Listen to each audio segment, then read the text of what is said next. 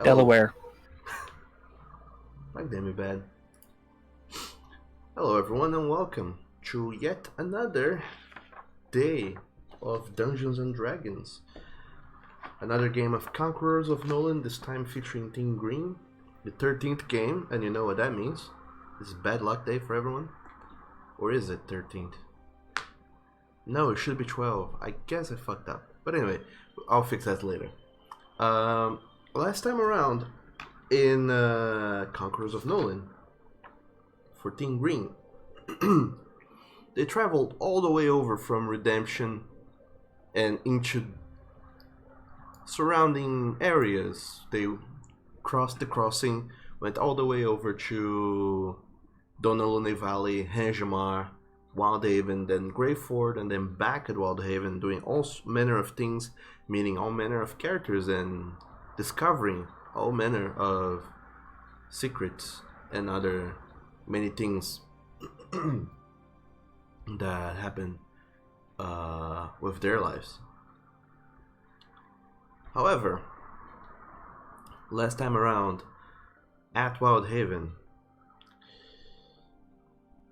the party decided to investigate a little bit further an attack that happened upon Leotar, a blizzardling that Kra was tasked with finding and recruiting to go back to Dosudaya with Rigleorint for reasons, apparently protection. However, said blizzardling died in an attack by fiends. Upon investigating this Leotar's house, they discovered a whole lot of stuff. First, this blizzardling was some sort of inventor, and he seemed to have invented a device of sorts that probably used magic to control gravity, pretty much. However, during the kerfuffle of last time, they were killed, their house crumbled, and the device was broken and destroyed. But you also figure out that fiends and demons were trying to get him to work for them, which caught you off guard at first, thinking that maybe he should have been targeted by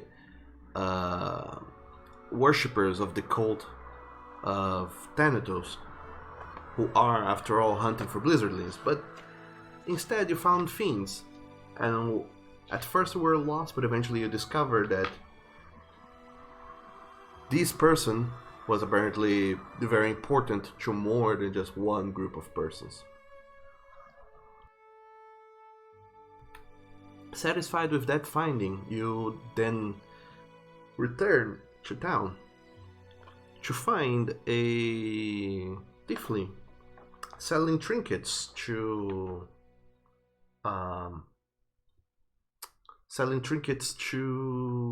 your companions, your traveling companions, Rags, Tiwitaka, and Lucas.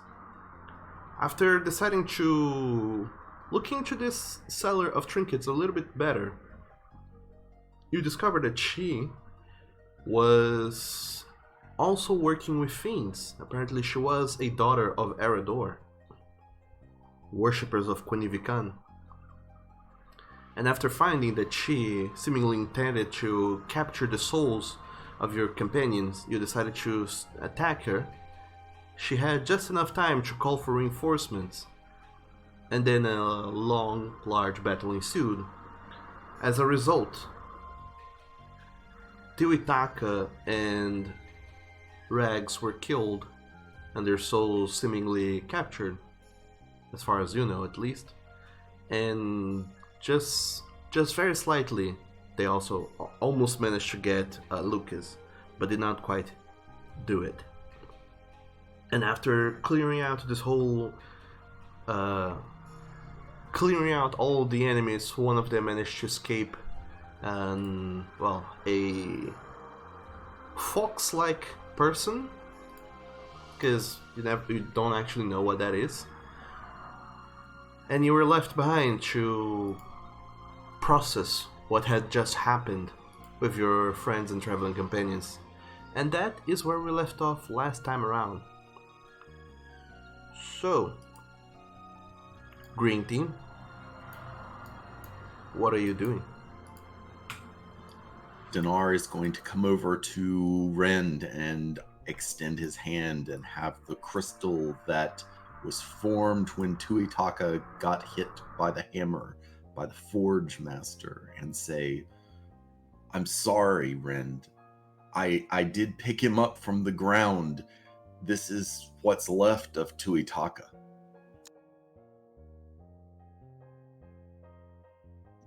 Can I try something really quick with that?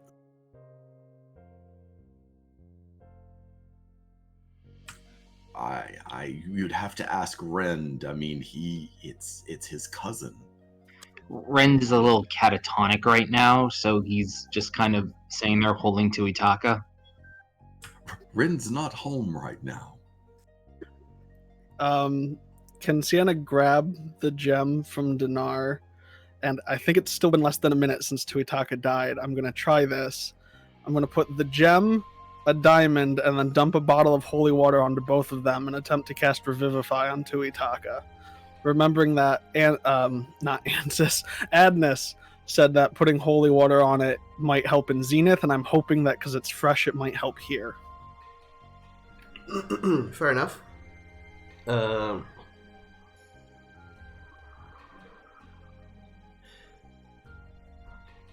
Okay, so Sienna, you stand beside Rend. You get the trinket, some diamonds that you have on your person, and you put them all, press it against Tuitaka's chest, and you dump a whole bottle, I guess, of holy water onto Tuitaka's body. And as soon as you do, you see that the trinket, which I wrote down, but I don't quite remember what it is, but I don't believe that it quite matters. It was a red, spindly, bubbling inside with black or red goo. A glass spindle covered in bubbling red blood, I think. Yep. I think that's what you found from the... That's what we found in the thing. This was like a crystal or something, or a hammer. Something I don't remember. Yeah, the thing that that Tuitaka had was a miniature of a castle on a ladder cord. That's the trinket he had, and you put as soon as you dump all of the holy water into it, it starts sizzling. As all the water that hits it immediately boils and evaporates, almost as if reacting violently to it. And you feel, Sienna, your hands getting warmer as you do this. A whole lot of energy radiating from this trinket. And then you start to cast a Revivify on him. Yep, I have the material component of a diamond worth at least 300. All right. So you pick up your diamond, put it in there as well, and start chanting the words, making all the somatic components of casting Revivify. And as you do, you feel the trinket that you're holding in one of your hands shaking and shuddering violently. And as you do, you see that it starts to crack in many places here and there, and within seconds from the first crack appearing, the entire thing just cracks and pretty much explodes in a cloud of dust.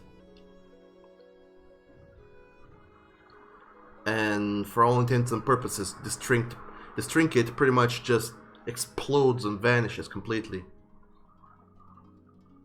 And when you look down, all of the holy water that had been soaked into Itaka starts to slowly evaporate or being absorbed by his body, and the diamonds that you use to cast the spell, they also start to sprinkle away and dissolve and disappear.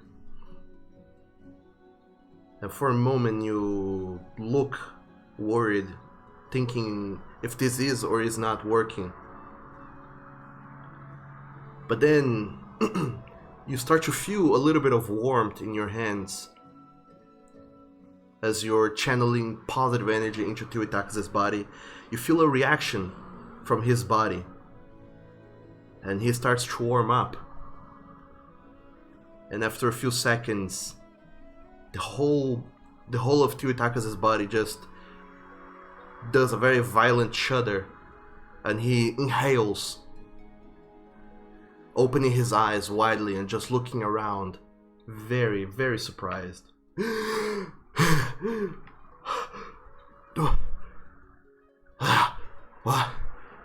What happened? And just holding him tighter now. Sienna, we need to do the same to Rags. We'd have to get his crystal, and I'm not sure we have enough time. So, Kra, how far does that creature cast a spell, didn't it? Do you know how far it could go with that? Do I know how far it can go, Doug? who were there with Rags? It was Lucas, Par, Neo, and Everyone except Rand. everyone. Yeah. Okay, everyone who was there with Rags, except for Sienna, because you're casting this spell as well. A Revivify on him. All of you make a perception check.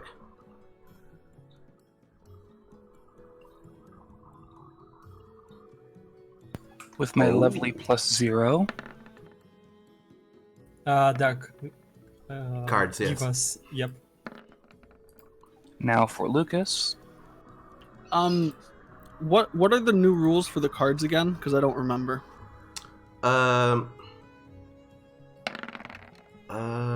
Just let me. That shouldn't have been at advantage, but it's still a 20 if we take the left side. Mm-hmm. Just let me double check the card rules, because I forgot to transfer them to Roll20. Take your time. All right.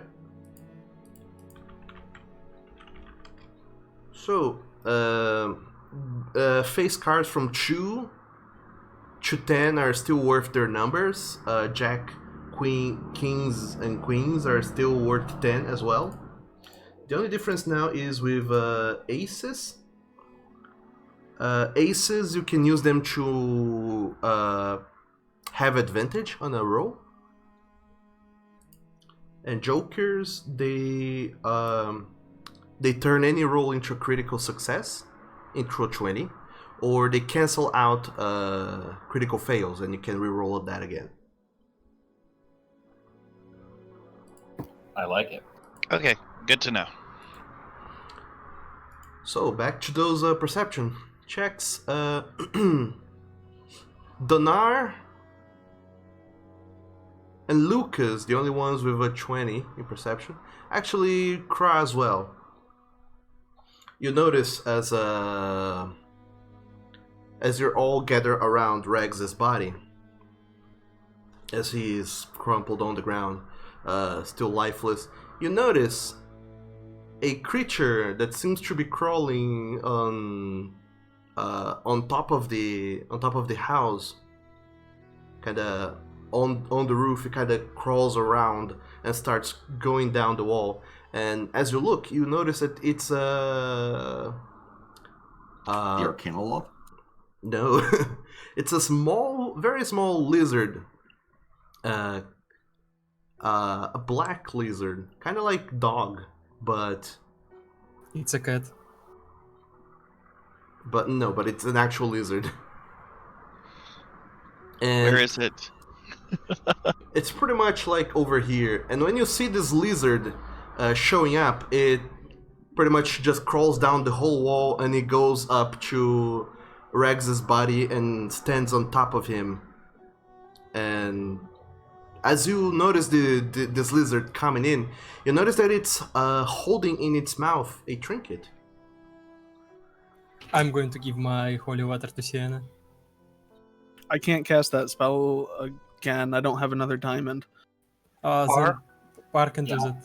I'm going to give. I have a diamond. I have what's needed. Quickly. And I'm going to give you my holy water. Yeah, but we need to catch the lizard. Yeah, that's the thing. The lizard's not going anywhere. He just kind of stands there on top of Regs's body. Well, in case the lizard tries to run, Neo has magic missile ready. Oh no! Please, Okay. please don't. All right. The lizard isn't I running, have so no sleep. magic missile. I have sleep. That works. I'm assuming, as a cleric, I would know that holy water on a diamond on a revivify would be a good idea. You probably would just hear Sienna tell you it worked. It worked.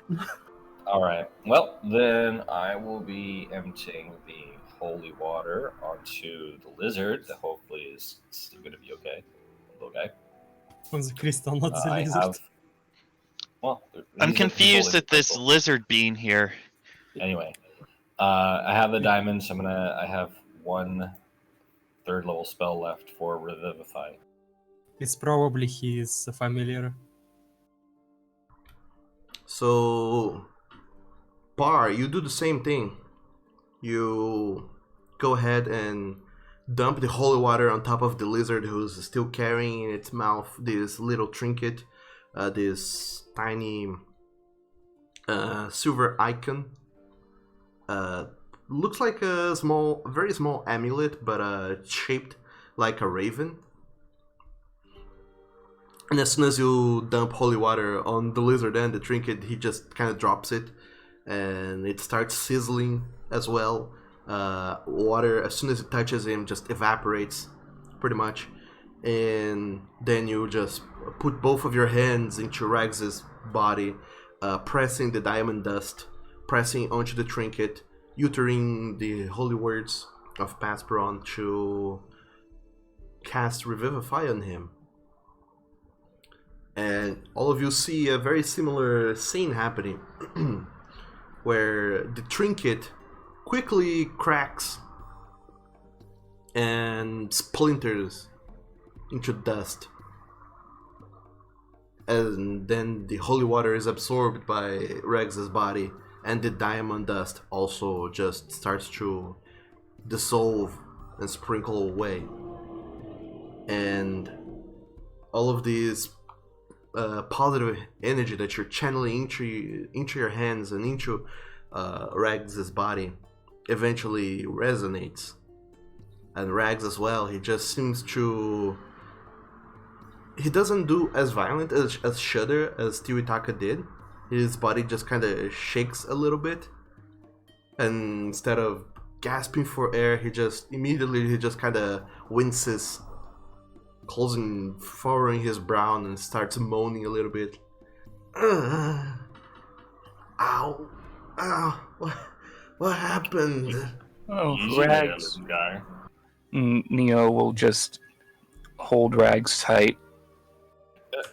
All right, Doug. You just came back, you know.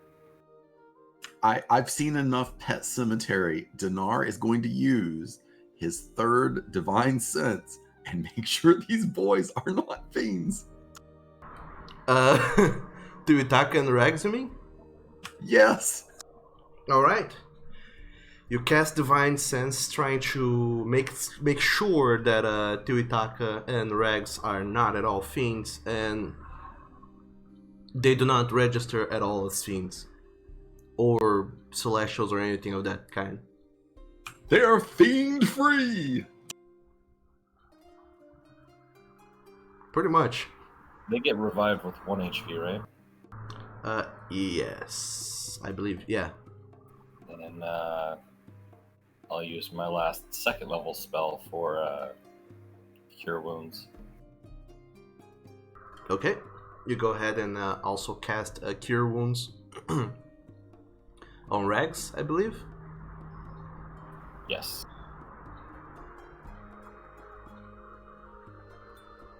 Okay, you can roll for it. It clicked it. Is Roll20 being a butt again? Oh, there it it is. is. So he heals. It's 10 9 hit points. healing, well, 10 healing and 6 temp. All right. So Regs, he immediately starts feeling a little bit better. He still winces some. Actually, that is enough to top him as far as HP goes. Like, too much hit points for him. Well, and he has 5 temporary over that, so. Sure thing. And immediately Regs is just very shaken and looking around, trying to perceive what happened. As now suddenly he's on the floor, his whole body aches, and he just sees all of you, or rather half the group over there, kind of watching over him. And Tiwitaka does just about the same, except that he's as soon as he notices he's that all of you are kind of watching over him, Tiwitaka, he just tries to stand up, and he kind of groans a little bit when he stands up. His whole body still racked with pain. As you can see, there's still cuts from when the blade cut at him before, and he is still bleeding somewhat here and there. But you notice that these are just flesh wounds, pretty much. He will be fine. But regardless, his is still looking pretty bad as he stands up. Oh, but before I forget, Basil, would you take this wretched bell off? I can't reach it. I'm going to rip that bell off as quickly as I can off of Par's tail.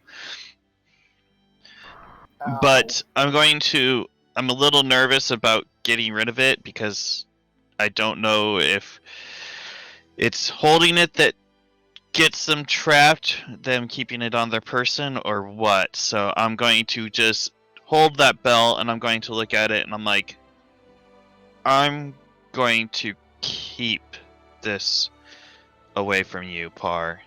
I don't know if tossing it away would be the best idea. I would recommend destroying destroying it that. would be an answer. If you know how to destroy it, Neo, destroy it, please. Now, is this a magical item? Nope, I used detect magic last session. It is not. It is just a trinket. In that case, I'm going to blast it with a magic missile. Sure. I was gonna say I could just mace it against the wall. Or that, yeah. Go for it. Both of us can do it. Magic missile, mace against the wall. Mace it into pieces, magic missile it into dust. Yeah, pretty much. Yeah, pretty much. The And if two we of you, really need to melt it down, Sienna can use some fire on it.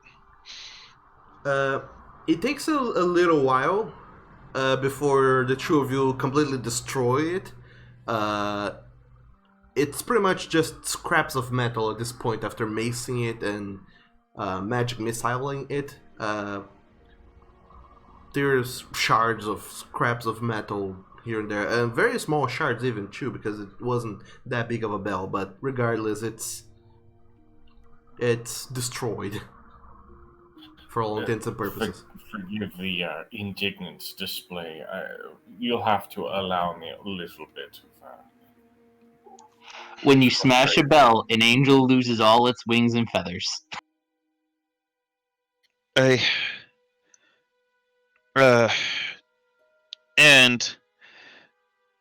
Rags is still kind of sitting, isn't he? Yeah, he's still on the ground, still a little bit kind of lost and confused as he's looking up at all of you. But as he sits up, the lizard, the black lizard, also seems to just kind of crawl up to his shoulder and stand there. Do I see the lizard? Yes. Can I cast Speak with Animals and thank the lizard for being lucky enough to have that? Sure. You do that, Sienna. You cast Speak with Animals and you do your best to do small little hisses towards the lizard, or at least that's what everyone else perceives. Tongue flicks. But you are thanking the lizard, right? Yes. Alright. You do that, and then the lizard just seems to kind of just stay there motionless, looking up at you. And then Rags look at you, and then looks at the lizard, and then looks back at you, Sienna, and says,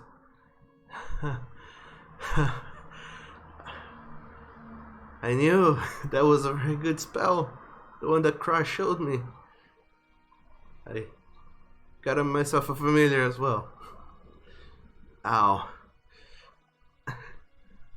I heard all of you shouting about trinkets, and I never really got the chance to introduce him to you. I'm just going to look at the little lizard, and I'm like, well, he's lovely and a really smart one. And you're just going to see Basil just kneel down right in front of Rags and be like, I'm sorry, Rags. I couldn't keep you safe. And then he's just going to get quiet after that. We all failed to keep you safe, dear. Apologies are useless at this moment, but you have my deepest, most sincere apologies. Rags, who kind of just looks up at all of you, and you can notice there's something different about him, his whole demeanor and spirit. You're not entirely sure if it's just exhaustion from the ordeal he has been through, but he seems somewhat different as he looks up at you and nods he nods quickly. I think it's alright.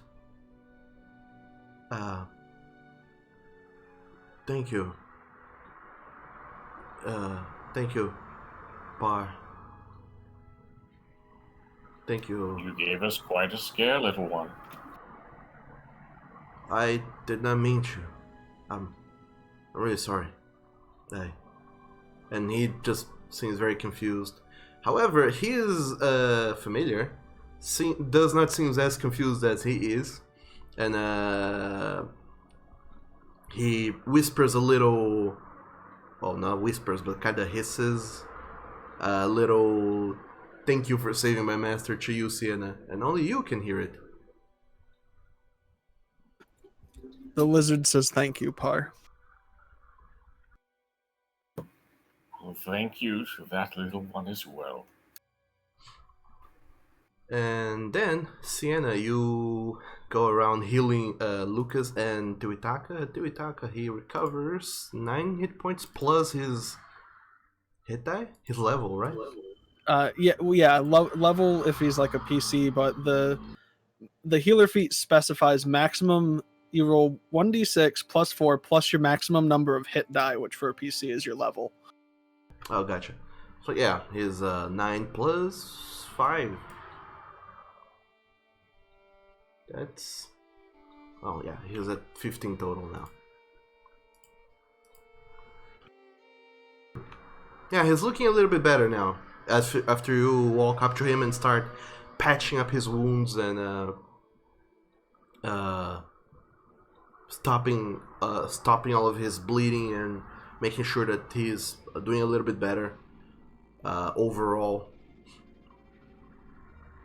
And as you guys are doing this, you notice that some people in the very far distance starts kind of gathering around, keeping quite a distance from you guys still, but You notice that the people of Wildhaven has finally taken notice of whatever was going down here. We need to examine that woman's bodies quick. Yes. Yeah. What did that fiend called her? Daughter of something. Eridor, a daughter of Eridor. Okay, I don't think any of us would have any idea of who Eridor is, right? Make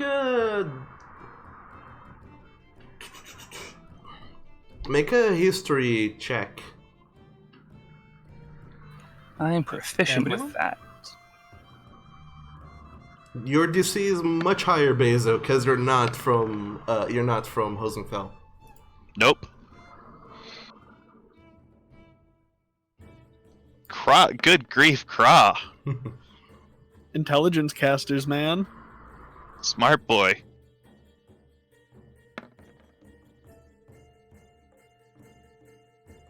I already knew I had no clue.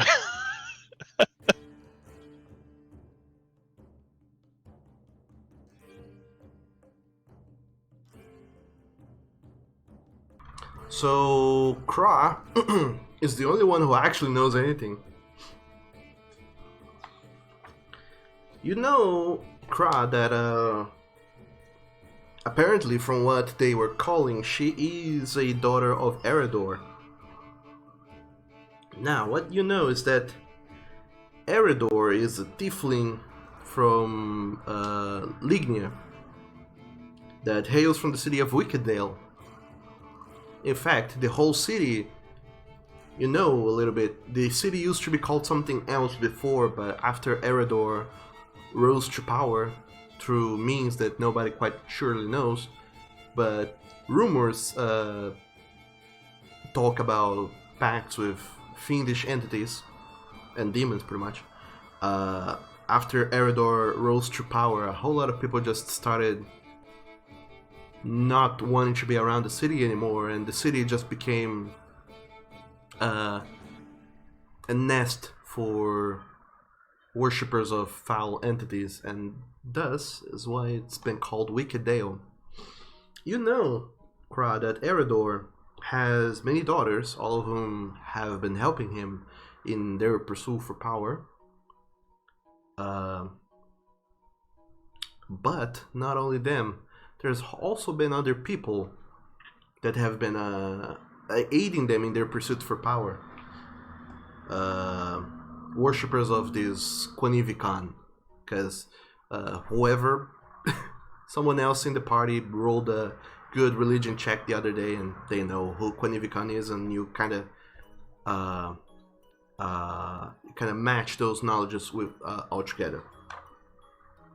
Among the many worshippers of Quanivikan and people who have been aiding Eridor and the people of Wickeddale are two human twins, Pietro and Patricia. He knows them. We know of one of them at least. The forest turned one of them into stone. True. I am very confident the forest took care of the other one as well. Well, you'll have to ask the forest, Sienna, because only it knows.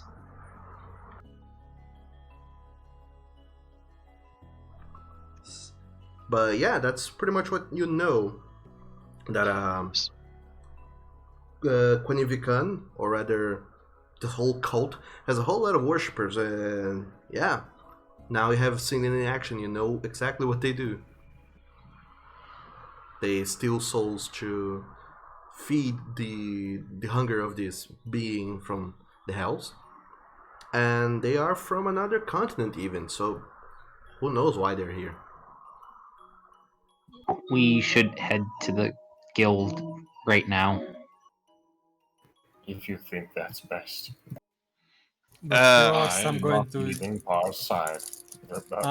Rags. What were you going to say, Craw? I'm going to search the bodies. I will assist him. Okay, roll a investigation check.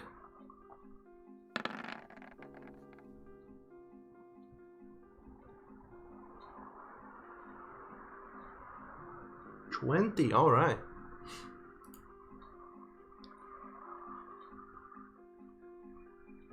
Alright. Let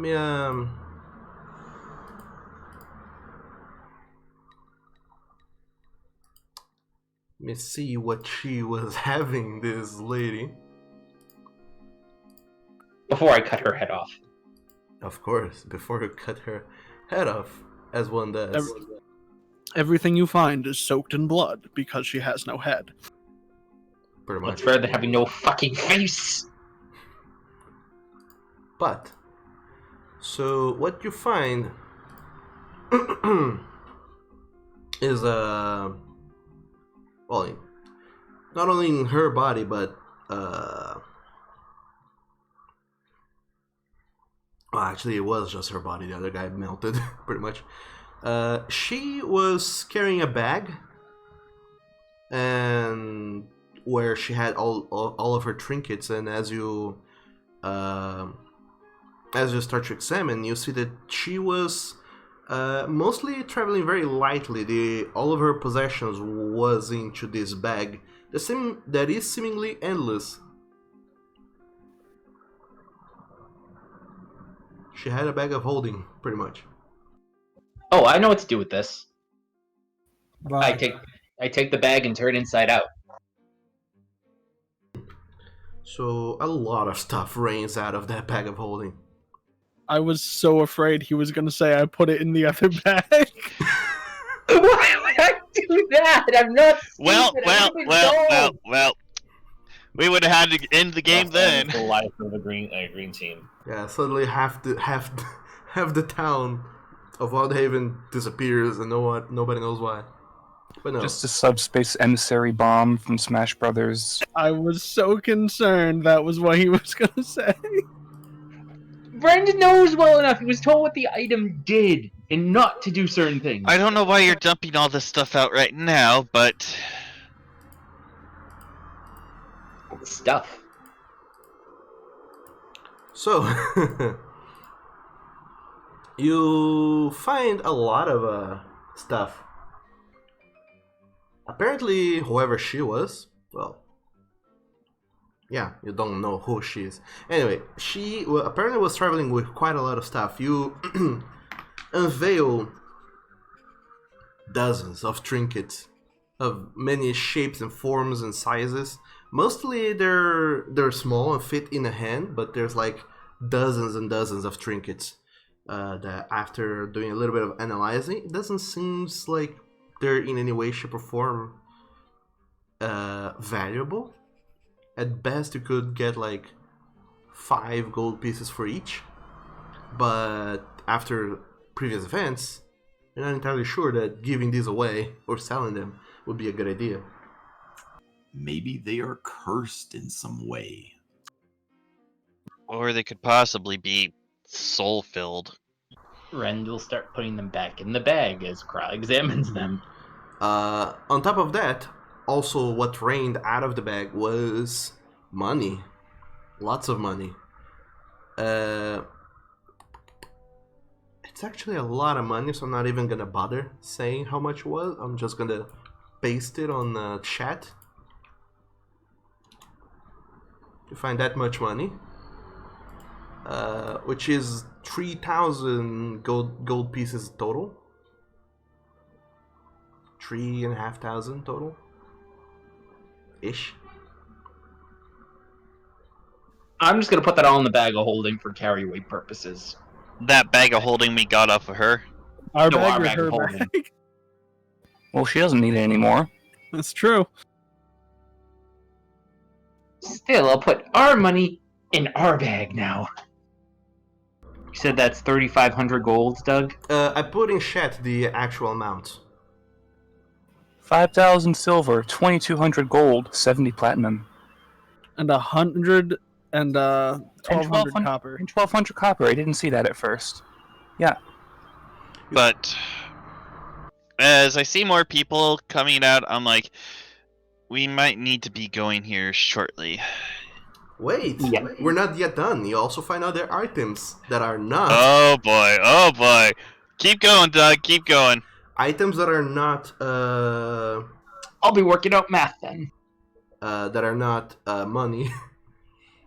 You do find a bag, a small bag that seems to have some magical property about it.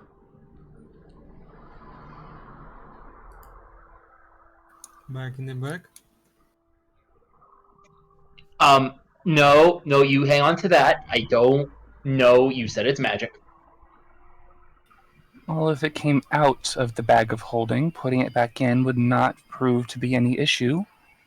Yeah, it's not a bag, like a big bag of holding. It's a very small bag Okay. that seems magical in some way. You find a spell scroll that you don't quite know yet what it is or does. You find potions. These potions, you are familiar with them, so I'm just gonna tell what they are. You find a potion of fire giant strength, a potion of superior healing, a potion of greater healing, and a potion of fire resistance.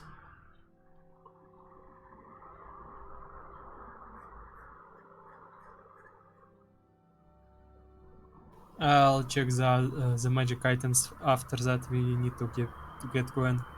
All right. You also find a wand.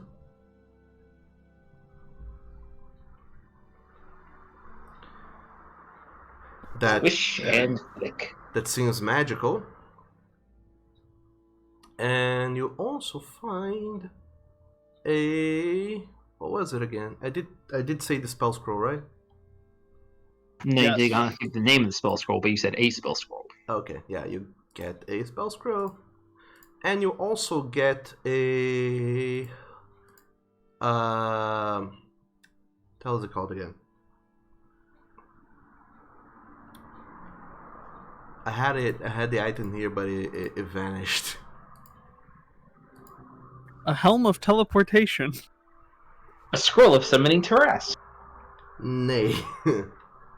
Belts of cloud giant strength. No. You do A not. displacer cloak. No, you do not find that here. Oh, you trying to do? I see what you're trying to do, but nay. What you find is a dual-bladed scimitar. That seems magical. When you say dual bladed, is it? I have to ask: is this the Eberron dual bladed scimitars or a regular scimitar? I have to ask for stat purposes. I believe it's the Eberron one. The thing here kind of kapoofed on me, so I'll need to double check that, but I believe it is. Let me do that real quick. Okay. Man, if only one of us was an elf. I know. Yeah, dual-bladed scimitar. Yeah, it is that one. Okay. I don't think it has anything to do with elves, does it? There's a racial feat for elves in the Eberron book that essentially gives you polearm master with that sword. Ah. It also makes it finesse for you, which is really nice. Oh boy. And also, Elnara uses scimitars. Yeah, but I don't use double-bladed scimitars. Also, isn't it a two-handed weapon? It is. Who is Elnara? Who is Elnara? I've never heard of this woman. So yeah, you find all of these items. All of them seem magical, and you have no idea what they do yet. What kind of potions of healing did you say, Doug? Greater, I believe. Superior. Greater and superior. Yeah, greater and Greater and- superior. And then a potion of fire giant strength and a potion of fire resistance.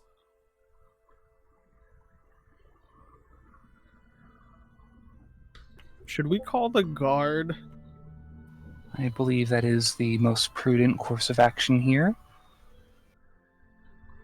And you also Would it really be the best idea, considering that right now it looks like we've just murdered a woman in cold blood? Well, I would imagine all those little fiend things are still on the ground, too. Honesty will guide you. Are they? True. Really? Or did they all dissolve away? They did dissolve away. There are puddles of like black tar-ish substance. Okay. I was a little worried should that there was run. nothing existing here. That's all, because if there's nothing, then it kind of looks really bad. No, there Isn't are there also like a remnants. giant scorch mark from where Fireball blew up my owls? It exploded in the air, so against the wall of some houses, you can see that there's like a silhouette where it's kind of blank, and around it there's like just blackness. We will I'll tell leave- the god the truth. Okay. That's fine. I just, sometimes implications can happen when people make assumptions, even when you know the truth and tell the truth. That's all I'm saying. We should, Fair enough point. But I'm going to make sure Rags here doesn't take too long to get back to his feet, and I personally wish to speak with you later alone, if possible. And if anyone has any more of those trinkets, we need to destroy them. So let's. All right. If you want to get the guard here, we can get the guard here. That's fine. I will say that you have about 500 gold pieces worth of trinkets. Because there's a lot of trinkets. Oh, she was holding like 500 trinkets in her bag? Not 500, but like 100. But each trinket is about Oh, man. sells for about like 5 gold pieces. Some more, Yeah, some okay. less. So, yeah, we need to put those in That- the burn pit. I have that note in the bag. It's just keep it separate from the other bag. Sure. Dinar, you want to take this bag? All right. This is the one with the trinkets, Yes. correct? We're gonna probably want to take that to the guild in case there are any things in them. All of that stuff might run on souls, considering who we found it on. I'll check True. it out later. We need to move on. Also, Yes. we're gonna need holy water because I'm pretty sure we just spent our entire supply. I have one more flask, and that is Well- it. We can always get more. I'm sure we can find a place to buy some. Agnes can help us with that if she knows too.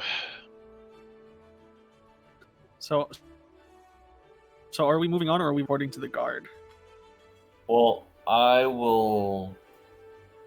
Par will go and get the guard, but also keeping Rags really close.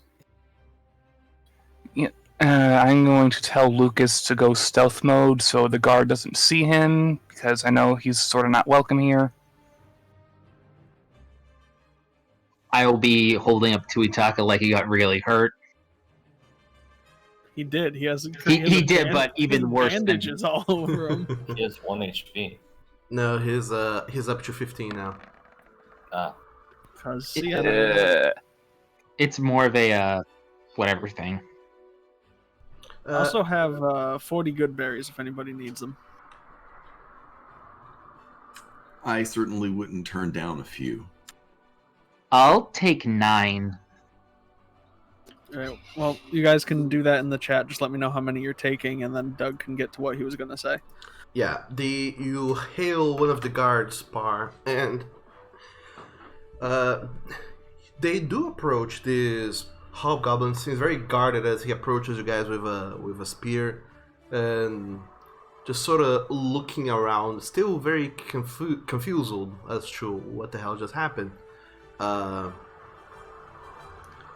But as soon as he approaches and kind of You see also other two guards, other two also hobgoblin guards approaching behind him.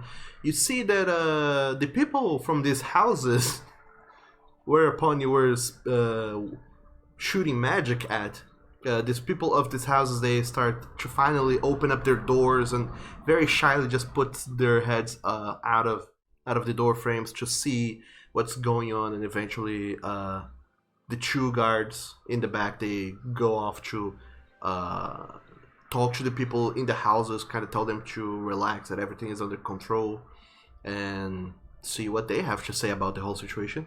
As one of the guards approaches you, Par. What was going on here? What is all this commotion? I'm terribly sorry for the inconvenience. I figured it fair that you know after the problem was dealt with. We had found, my party and I, we had found someone who was doing some rather nefarious spellcasting and taking the souls of the poor townsfolk. We almost fell victim ourselves. My buddy here, Rags, was one of such victims. When we confronted them, they turned and summoned a rather large group of fiends and other unholy abominations. It was quite pressing, you see, and so our party dealt with it. We didn't have time to come and fetch the guard. I hope you understand.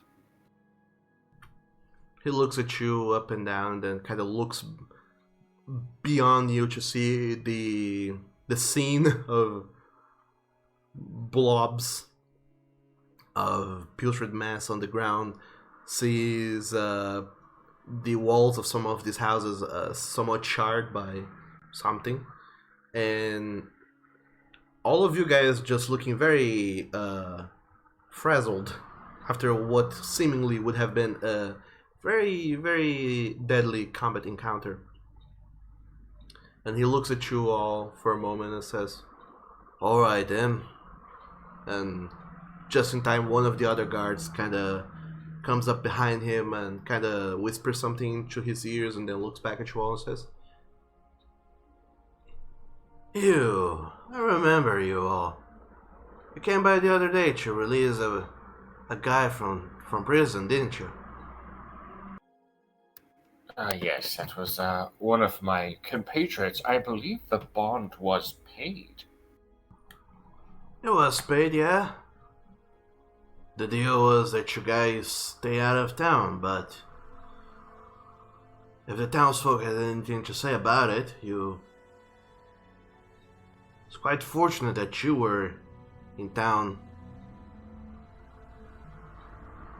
Soul snatchers, do you say, huh?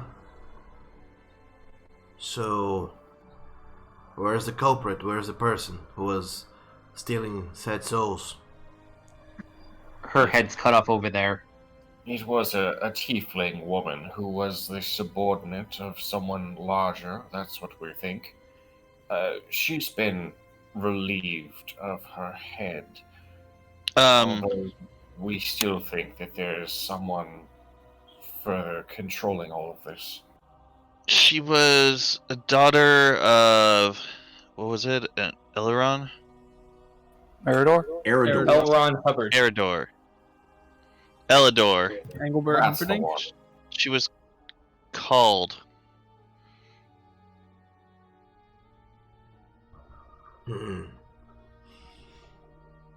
Oh, it is true that we have been having some reports of people just dropping dead, but I never really thought that this is what was actually happening. And then they walk along with you up to the body, and they examine it, and eventually they start shouting orders to one another to get someone to come and bring a cart to take this body away. And as they look around, they say, "So, who is this higher up that she was working for?" I believe he calls himself the Forge Master. Should we really be filling them in extra planar conflicts? I mean, up to Colonel you guys. Pubman say the Guild and Redemption has been dealing with matters that have been going on in a similar nature. The guild. But they at least know that Hushi was being called, and that group's been kind of haunting around Wildhaven.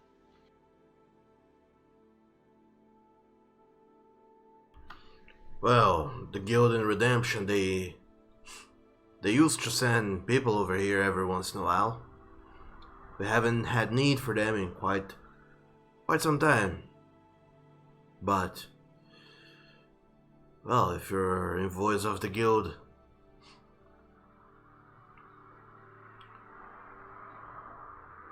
I imagine that you don't mind then filling our warden with what exactly is your business in here.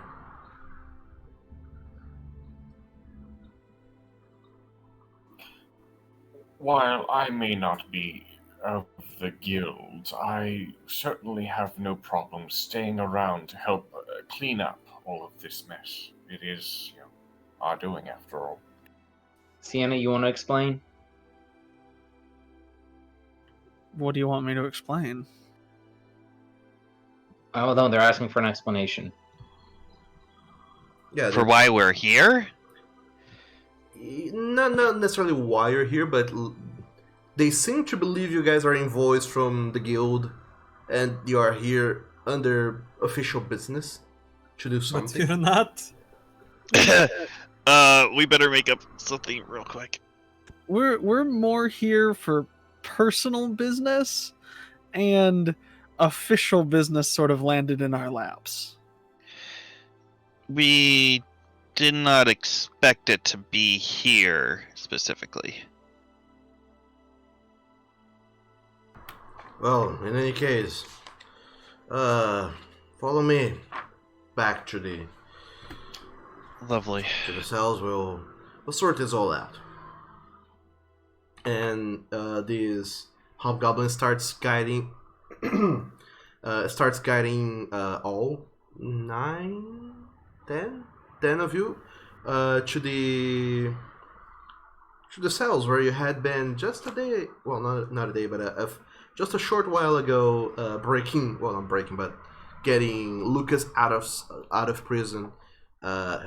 They take you back as you explain to them more or less what's your whole involvement with the guild and what you're here to actually do and not to do. And I'm going to add that one Fiend managed to escape. Oh, yeah, okay. So they bring you to the metal holds and they start to take your story. The hobgoblin, who's the captain of the guard, he listens very intently to everything that you're saying. Very interested in understanding what this whole thing is. All this problem that apparently was racking up their town.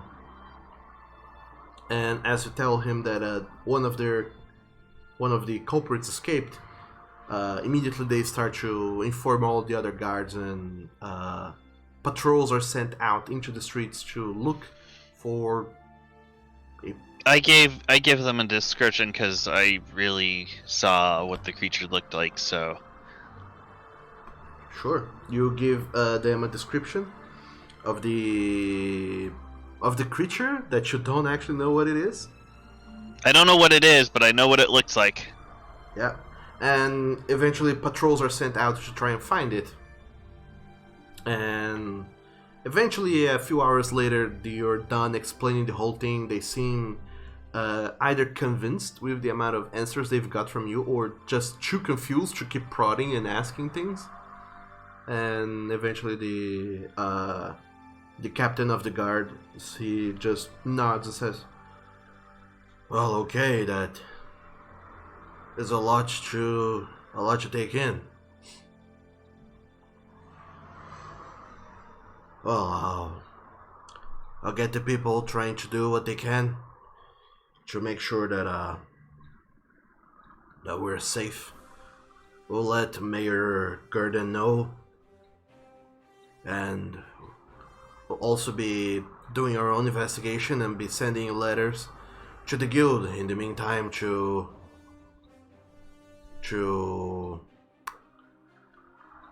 report what we have found.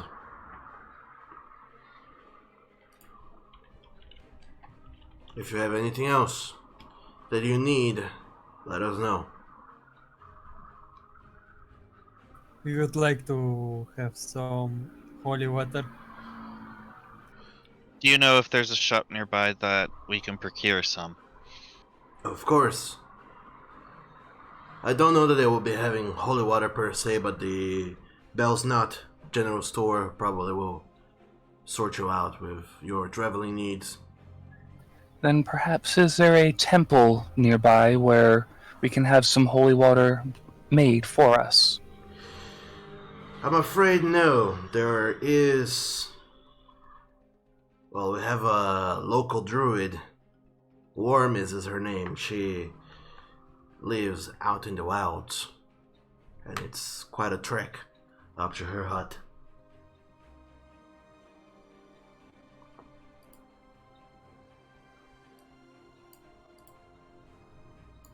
I don't even know that she would be able to procure holy water, but you're welcome to try.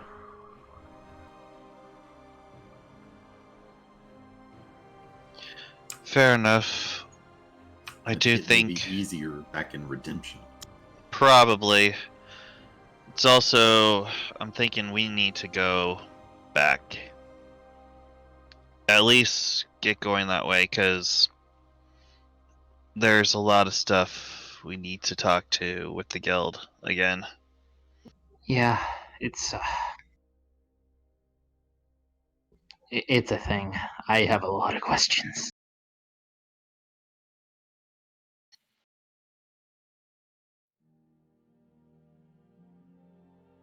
So, after the captain of the guard dismisses you all, you are free to pursue whatever endeavors you want. So, what do you do? I would like to ask Rag something. Actually, I think both Dinar and I can just create holy water. It just takes an hour and 25 gold worth of silver. Yep, True. you can do that. Yeah, you just need to get the silver. It cost one first level spell slot. I know what you're trying to do. It's ceremony, and it can be cast as a ritual.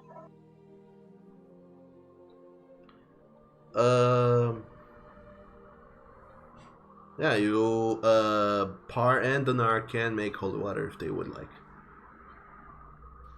Just takes an hour and 25 gold pieces. And for them to have the spell prepared. Well, I always I have it don't. prepared, so I will do that. I don't remember that you do. The I have ceremony as part of the tantric class. no, so that's always no, prepared. that's the thing. Ceremony is a spell that was in Xanatar's guide to everything. That blah blah blah blah blah does a whole lot of stuff. But the equipment item, holy water flask that came in the player's handbook says. A cleric or paladin may create holy water by performing a special ritual. The ritual takes 1 hour to perform, uses 25 gold pieces worth of powered silver, and require the caster to spend a first level spell slot. That's all it says, so you don't need to have ceremony prepared. Oh, You are out the spell slot, though. Are you? It Yeah, says if it you do that expends a route. first level spell slot. Yeah, but I mean, He's essentially doing ceremonies, so it's the same thing. but are you out of spell slots, Spar? no, I still have 4 first level spell slots. Really? So, yeah, We were slinging the high level stuff, Doug. Oh, okay. Fair enough. Yeah, Neo went to his third level spell before his second level spells, so that's how it went. I've only So used I one had first used level. my third level Revivify and Sending for the day, and then I was using my Cure Wounds at level 2. Yeah, I'm out of second. I have 1/3 from our level up, and I have 3 first because I cast Speak with Animals. I didn't wait to ritual it. So yeah, if you know, I would like to do an hour if we're going to be waiting and make one thing of holy water. You need the silver first. It's not too hard to procure the silver. Didn't we just get a crap ton of silver from Mrs. Dead Lady? We need powdered silver, not just like silver coins is the thing. Yeah, so we take the silver coins to someone that can powder it, and we're good to go. You are in a big enough city. It's not hard to procure powdered silver. Yeah, exactly. So we'll just find someone that can powder the silver, and then Par can do his ceremony. All right. Well, I'm marking the spell slot. Okay. So, Par, you're making holy water. Are you doing that too, Dinar? Anyway, we could I also buy it, so. I have no spell slots left. I have smoked, smitten, smited, all of my spell slots. Smited. Sure. Okay, so Par, you're the only one making holy water. What were you saying, Basil?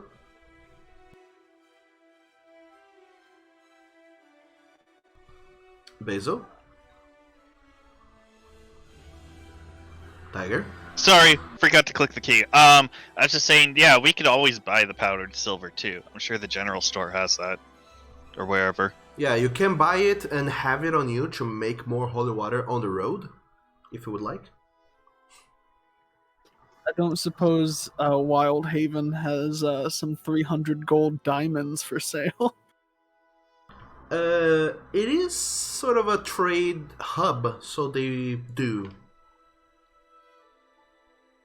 I will go with Santa since I'm the bank again. I'd just like to buy 2 to replenish what we lost, and then call it good. I would like to ask Rags, does he wants to stay with us because we have money for the ship? I was eventually going to ask Rags that same question.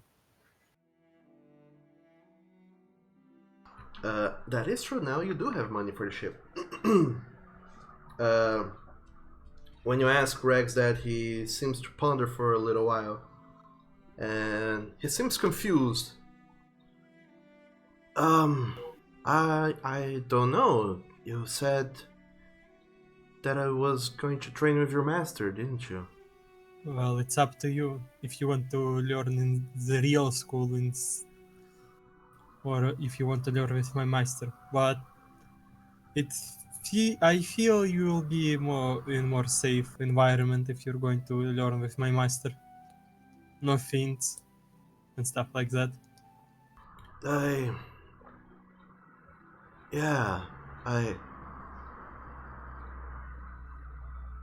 Well, also, I imagine that, learning with your master would not cost us 1,000 gold pieces. I'm afraid it nothing just to earn that money. It would not be right to spend it on me. I don't think it would take me forever to come up with 1,000 gold pieces to pay you all back. You don't need to do that. You're a friend, Trax, and I would like to know if you are going to leave us. It's up to you.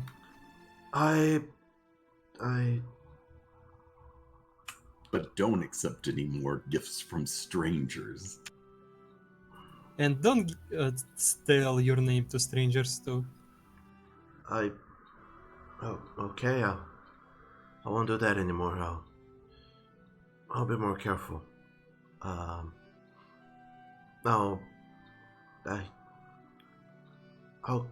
go with your master then. If that's okay. Yes. And I have one more question. Sure. What is up? Please tell me that you named your familiar cat. Well,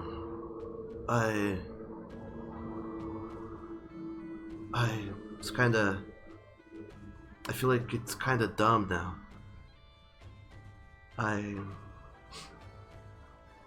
I kind of wanted to do something like what you have done.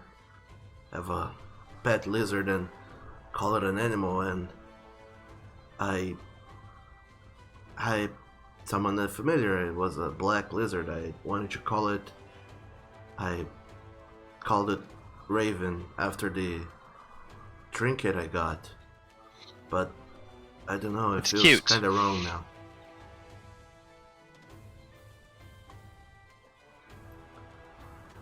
Because the trinket is what caused all of this problem, wasn't it? Yes. So maybe I shouldn't name it Raven. I don't know. I like the irony. The irony. I think you should Also- make whatever made you happy. Also, though, if you think about it, while you're familiar, well, it kept you. It gave us the chance to help you. So, in a way, it kept that trinket safe from those who would have used it for very fiendish things. So I don't know. Maybe Raven does fit.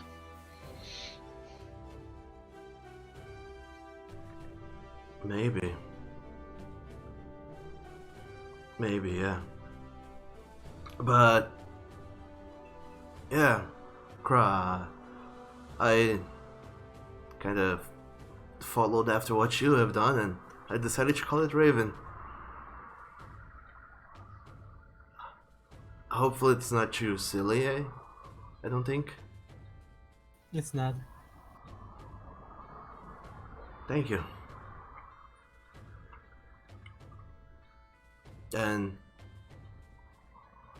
thank you for saving me back there.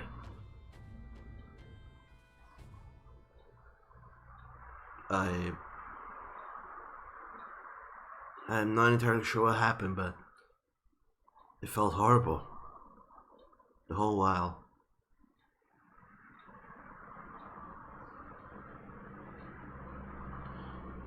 But anyway,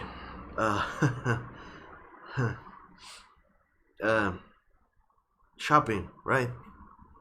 And Reg seems to kind of just start to lead you guys into into the next door store to find other stuff to buy. As you guys just keep browsing store to store to find your many diamonds and silver powder and whatever else you guys are buying and having.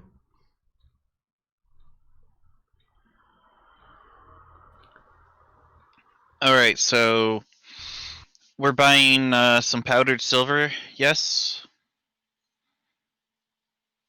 And then we're also asking for at least 2 diamonds that are worth around 300 gold. Yeah, I already took 600 gold worth of coinage out of the bag and added a 300 gold diamond to my sheet. So if Brian could do the same, then we'd be all set on that front. I will have the diamond. And then we're just going to get since we use like 2 holy waters, maybe like 50 gold or 75 gold worth of powdered silver. Yeah, all of you do get that. Okay. And We're just converting some of the copper into gold just because copper's rarely used. sure, it's you certainly do find lots of goblins who are more than happy to change their surplus copper, their surplus silver and gold into copper pieces for you guys, because you get the sense that you're not entirely sure why these goblins are gathering so much copper, but you guess that they're trying to make some sort of electrical conduit or explosive or a mix of both. You're not entirely sure, but you're happy that you're probably not going to be around here when they do it.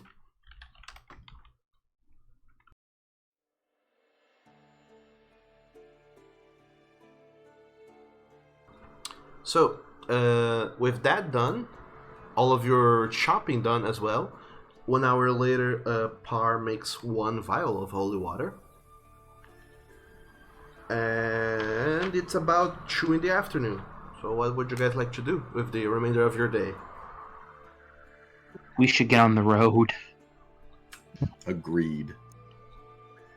Get as Yes. far away from this place right now.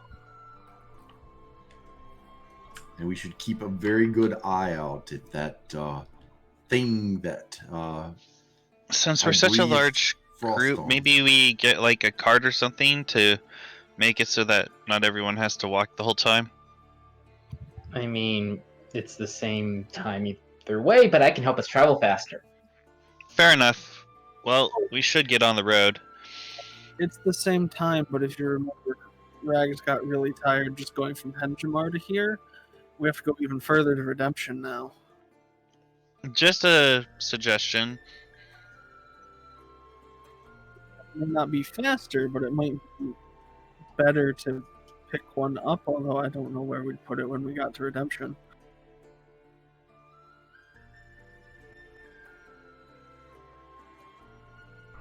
Like I said, I double our travel speed. Apparently, yeah. Rand can double your traveling speed with the aspect of the elk. And I imagine that Sienna can summon mounts for everyone. And Donar and Kra already have a mount. Conjure animals last for 1 hour, and I only have 1/3 level left. Oh, only 1 hour. Okay. Never mind then.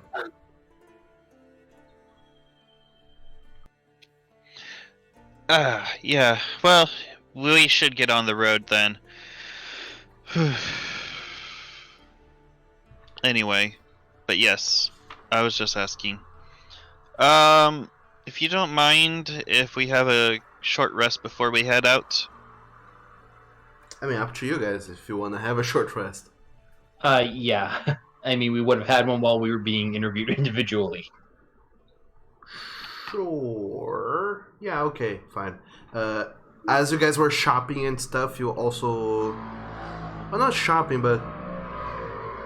As you were in the metal holds being questioned for reasons, you guys did do a long rest. So... Well, short rest. A short rest. Sorry. Yeah. I mean, I'm just saying because it'd be nice to have my key back. It wasn't that long of an interrogation. So, yeah, you guys have a short rest. Go ahead and do the short rest stuff. How do we do that again?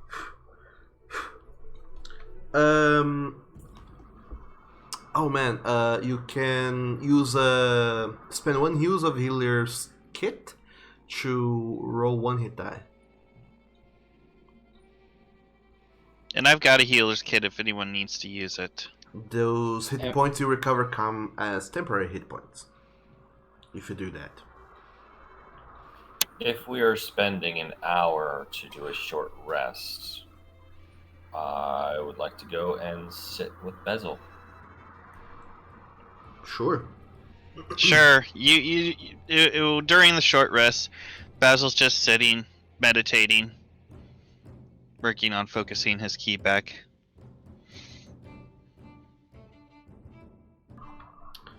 So, as everyone is still kind of calming down from all the excitement that happened just a while ago, there's a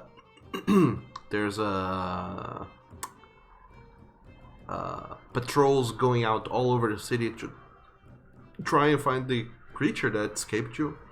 They're going nuts, going back and forth. But all of you guys return to the inn, the Hissing Banjo Tavern, to rest for a little while. And Basil and Par, the two of you find yourselves alone but together.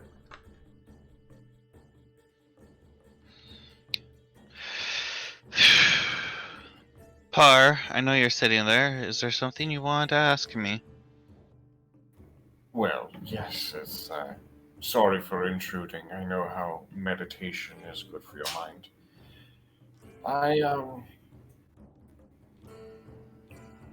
notice always your prowess in combat, and I feel that I could help a little bit. I've been working on different sorts of magic, as I've discussed with you earlier, and I think I'd like to give it a try with you, if you wouldn't mind. I'm going to try and attune to your body's energy, or your ki, as you would put it. Sure. I mean, I don't have a problem with that. What does this entail? Well, if it's successful, I would be able to heal you from a greater distance, as if I were, healing you at touch. This would allow me to cast spells that require me to be within close range, but from a distance. So what you're saying is that you would always be next to me, even when you're not next to me. In a sort of way, yes. I would be tethered to your life force, as it is. So I could heal you more effectively, while not putting myself in any risk. Well, considering how I like to run around, I don't have any opposition to this. I do need to have some contact with you, a hand on your shoulder or something, just so that I could attune properly to your energy. Basil's just going to look at Par, and he's just going to say, "Then why don't you take a seat?" Alright. So I'm going to spend an hour with Basil, my hand on his shoulder, and make him my bonded ally.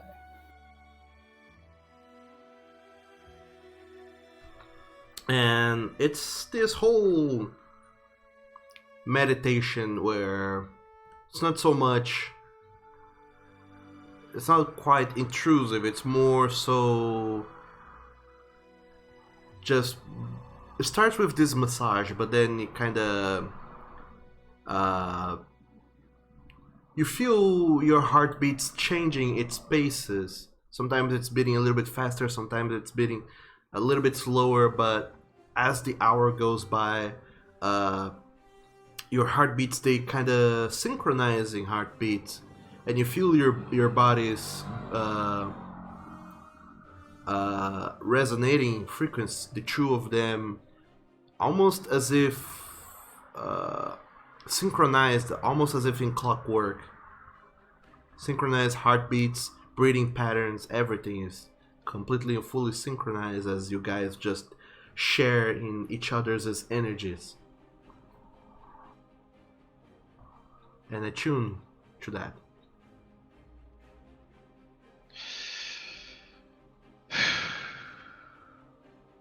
Well, that's an interesting feeling.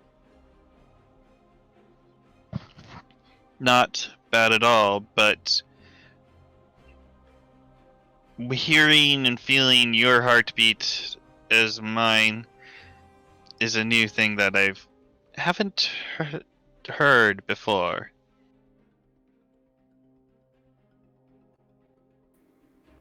Well, I figured since you were one to run straight into the fray, you might be one to benefit the most of having me closer.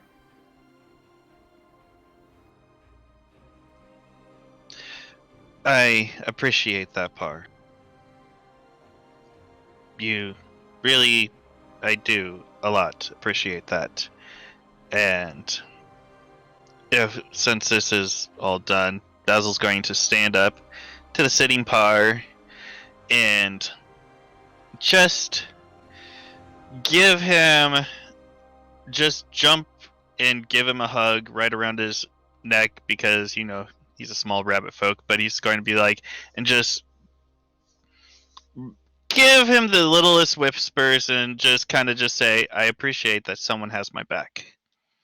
Like all you do. And then head off to go see where the others are. Sure. During this hour of short resting, was anyone else doing anything else?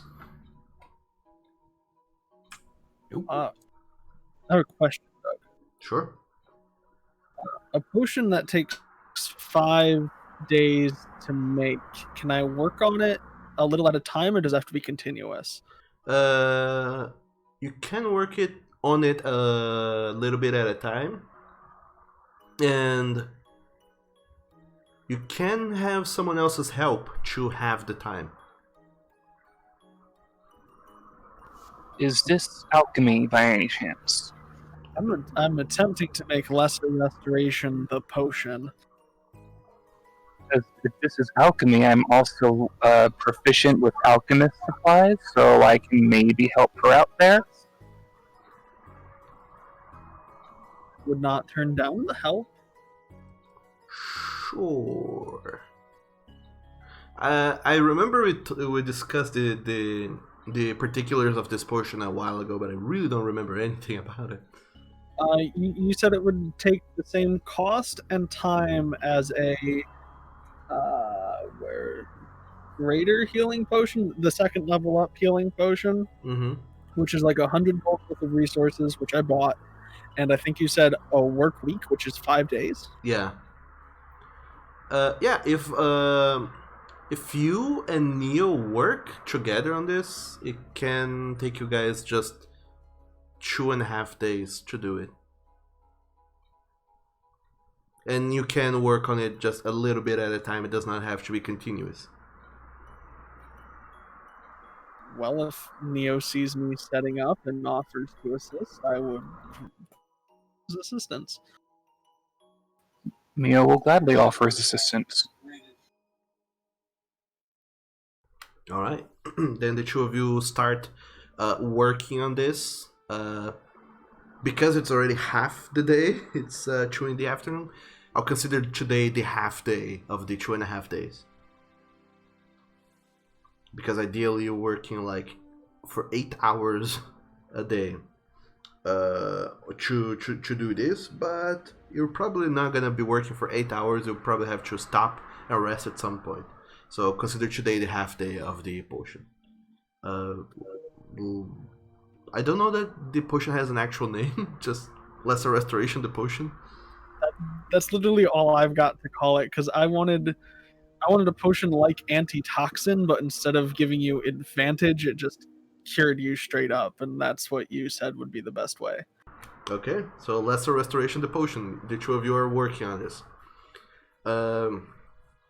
Anyone else doing anything else?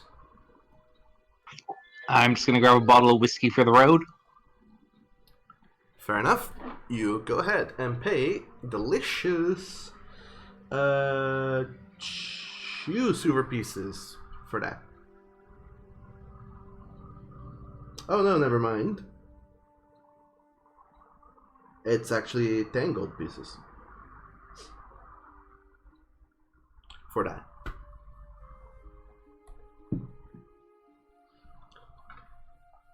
But now you have the monies, so there you go. That's fine. What I mostly meant to hint at with that is to know if you're trying to identify the items, Kra. Yep. Okay. I should not have led with that before I found the notes on the items. But sure, you identify all the items. There's no gotchas at them. In the list, you do find that the little bag of things that you found seems to be a before you really decide what it is. You notice that this bag works on souls. So it has been enchanted using souls. But you discover that it is a bag of beans.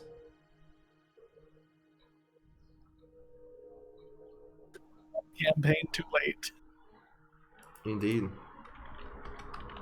Bag of beans. And then the other items, you are easily able to identify them, and all other 3 items do not work on souls. You do find one Wand of the War Mage +1, a +1 dual bladed scimitar, and a Scroll of Awaken. It's a 5th level spell.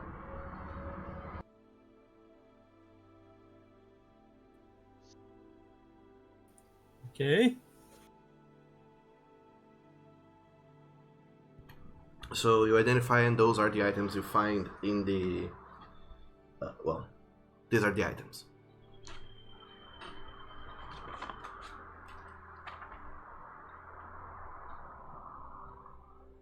And Cry, you also buy a bottle of whiskey that's also 10 more gold pieces. Yes. And afterwards, all of you guys are pretty much ready to either stay in town for the day or to get on the road and start moving. And I will give the scroll to Sienna because I can't use it. That is true, And you cannot. I will take the one for myself for now. And Ren can have the blade. If he can use it, of course. I'm not sure if I can, because It's this is Doug's rule. It's a martial weapon, so anyone can. Here you go. You can use it. It's a great sword. So No, I it's mean, not. It's a 2-handed sword, is what it is. No, it's a Yeah. it's a 2-handed, double-bladed scimitar. It's complicated. What it does, does a 2d4 slashing damage, but when you attack it as part of an attack action, you can use the bonus action to make a melee attack with it that deals 1d4 with the other end. So pretty much it's a weapon that is 2-handed, but allows you to make an attack with a bonus action. I put it in chat. It's from the Eberron book. I know this item inside and out. It's weird, but it does a thing. It gives you attacks and bonus actions if you don't have any features that allows you to do that normally.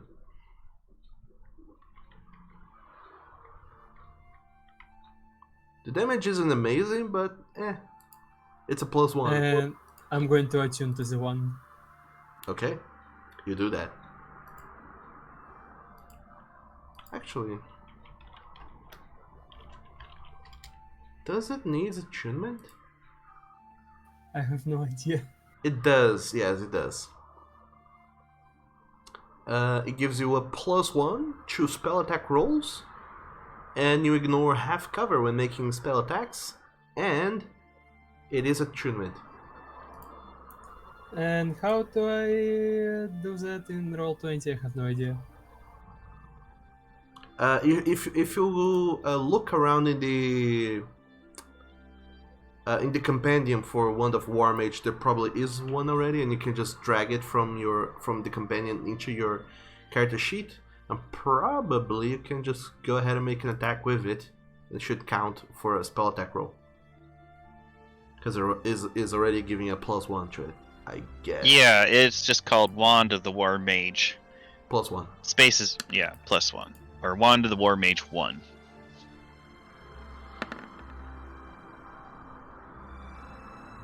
Yep, it works. There you go. So yeah, that's it.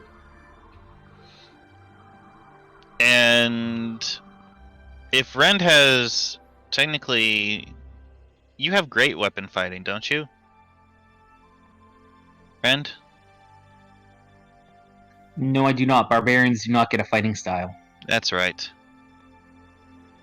Or if you would like, Rend, I have the magic longsword, and I could try the scimitar, and you could have the longsword. It's two-handed. You can't use a shield with it. Oh, yes, I would definitely like to use my shield. I don't want to give that up. Whatever.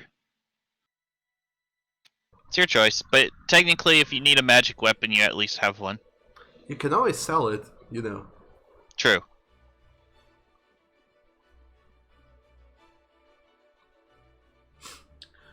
Hey, can I have that bag of beans so I can inspect it, since it's either souls or runs on souls? It does, runs on souls, It yes. does runs on souls. Yeah, Neo would like to study that. What? The beans or the souls? Aren't you helping me make a potion? Well, yeah, that, but when I'm not helping you make a potion, I'd like to inspect this bag of beans thing and see how the souls thing works. Just don't use it.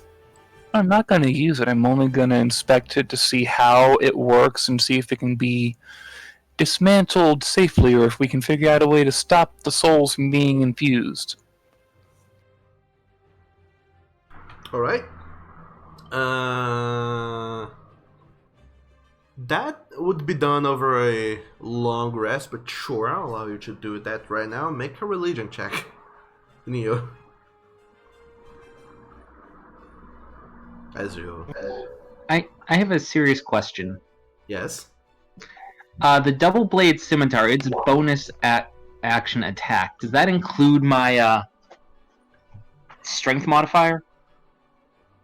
Sure. I mean, if you make an attack with the blade, then you can attack with it again as a bonus action for free. So you don't need to have like any feature that allows you to attack with a bonus action. You can just do it. Yeah, I know. I'm just asking if I add that.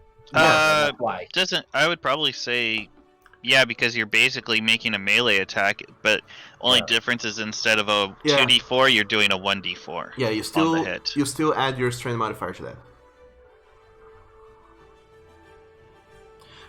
Neo,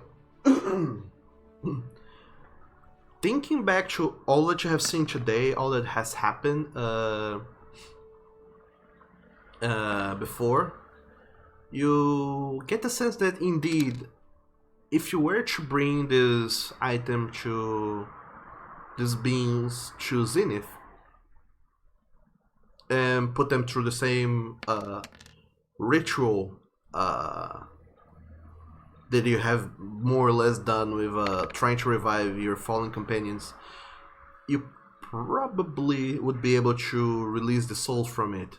So it would be the tossing holy water, casting protection from evil, because they do more or less the same thing. And then you don't quite know the next step to that, but you imagine that it can be done. You would definitely need the help of a cleric or a paladin, but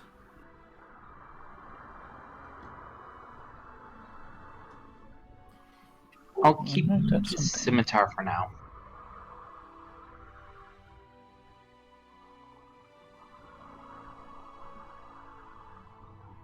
alright, so Shall we get on the road then?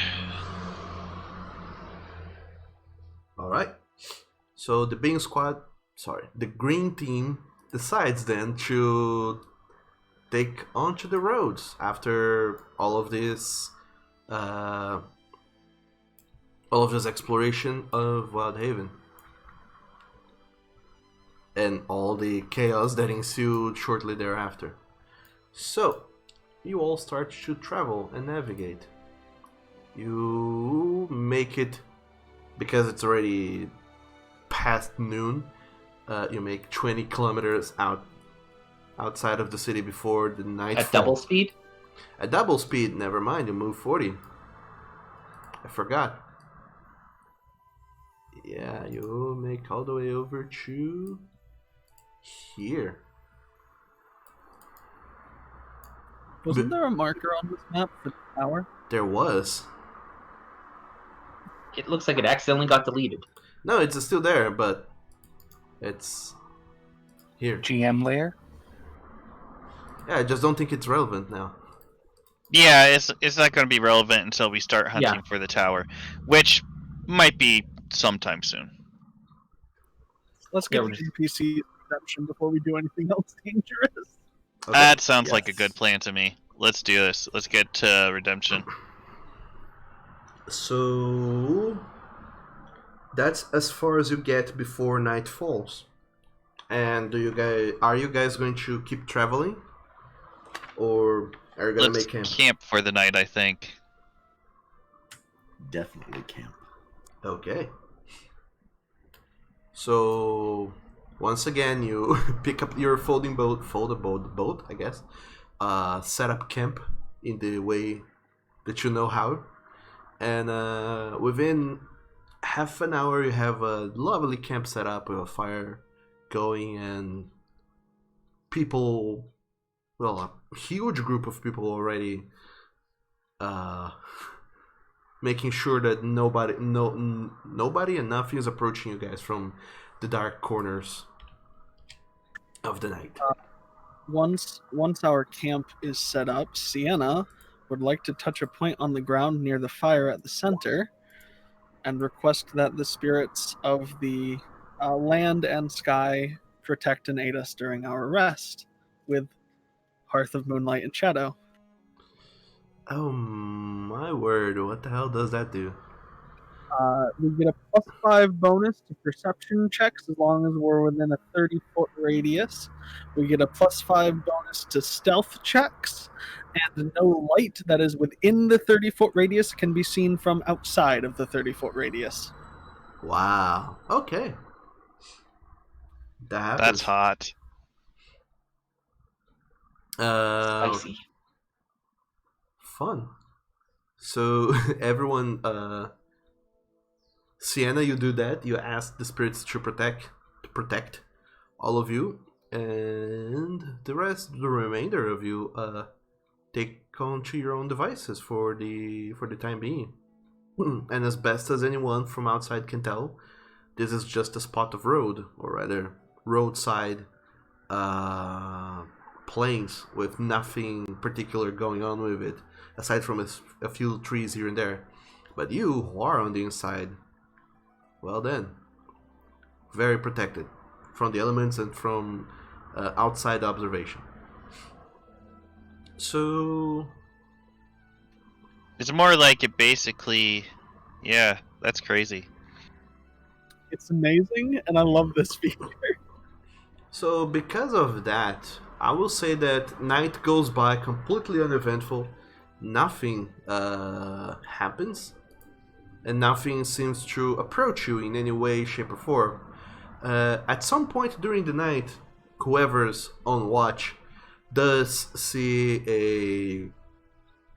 a pack of griffins flying by, and they do seem to kind of fly around the area a few times, almost as if hunting, before they just move on, and there's nothing to find because they can see you.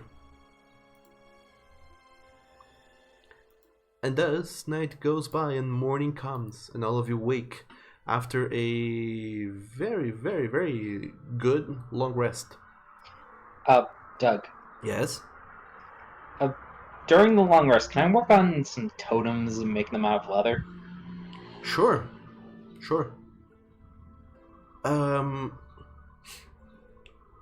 I would say even that as you're trying to figure out how to make totems, Tuitaka, he just kind of comes by, notices that you're doing totems. Do you need help with those? I used to do that a lot when I was younger. Yeah, I could use the help. I know how to work the tools. I'm just not sure how to make a totem out of them. I would say it's simple, but to me it is.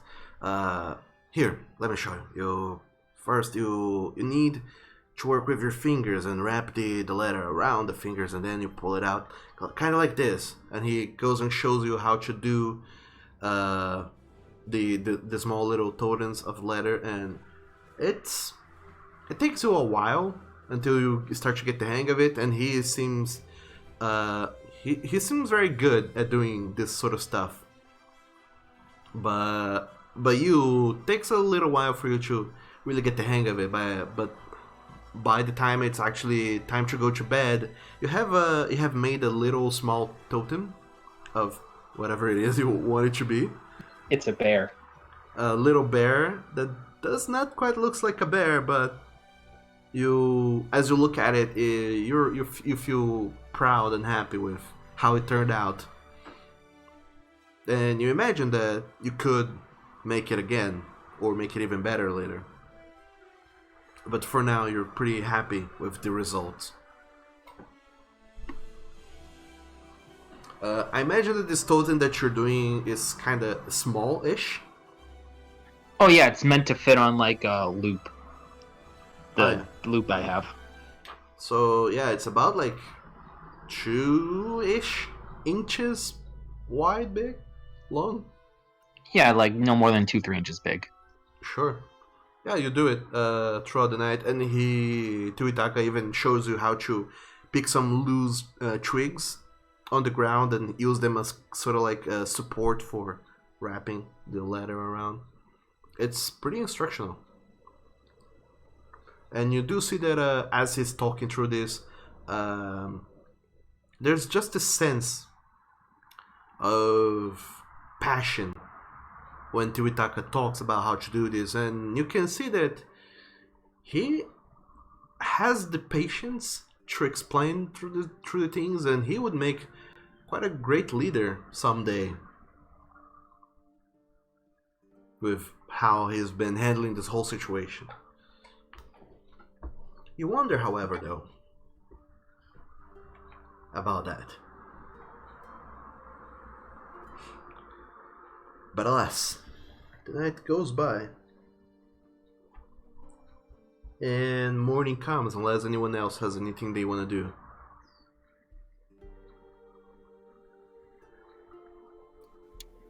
No, I'm good. Alright. Nothing.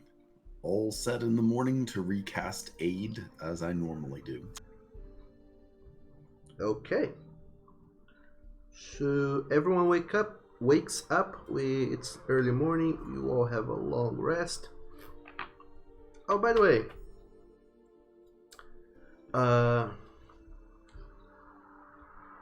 because rules are tricky to track, and at this point all of you have reached level 6, there is a sense of heroism that starts to come with knowing that you have faced such big horrors of the hells themselves. And as you wake up in the morning, you feel your body's revitalized and well rested despite everything you have been put through, and this acknowledgement that you have been through quite a lot, stuff normal people would not even dream of being able to resist, and you came out of it completely unscathed and completely fine. You feel pretty confident with yourselves, knowing that from now on you're probably going to be facing way harder things, but your bodies have adapted to that. Which is a long way of saying that, for simplicity's sake, we're gonna go back to use the old rules for long rests and short rests. Just to make things simple. Okay. You sure? So Are you sure? Because I mean, that's what you want to do. Yeah. Just to make it easier, because the other people on Foundry's not super great on tracking that. So just to make sure everyone's on the same page. Outside of that,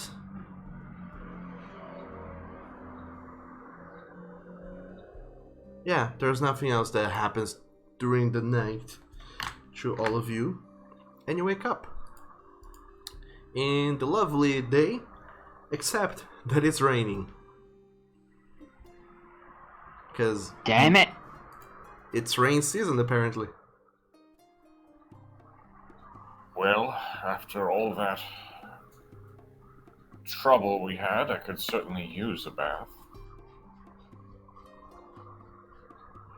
Oh yeah, definitely helps wash away whatever grisliness and grimness that didn't come off the other day from all the fighting that you had. Rend is going to be practicing with the new scimitar. Okay. And if if it's before traveling or whatever, it's just going to be that, you're going to see Basil just practicing new moves and more techniques that he felt like he didn't have understanding before, but is starting to build against. Har is just embracing the rain in a Magic Mike-esque fashion. He's got his arms out, looking up, just spinning around, enjoying it. I was thinking more flash dance. And There you go. Where did this chair come from? Alright, shall we head out? Fair enough. Let's. And apparently now you glow with an aura, Donar. Well, I mean, I expressed it as that. It doesn't actually make a light. Sure. Oh my god, I'm blind! So, you guys are walking throughout the day normally, as you do.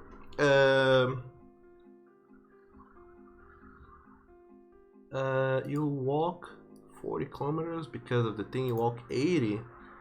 So, yeah, you would stop just 15 kilometers short of Hanjamar. Something you could cover in like a couple hours, I guess.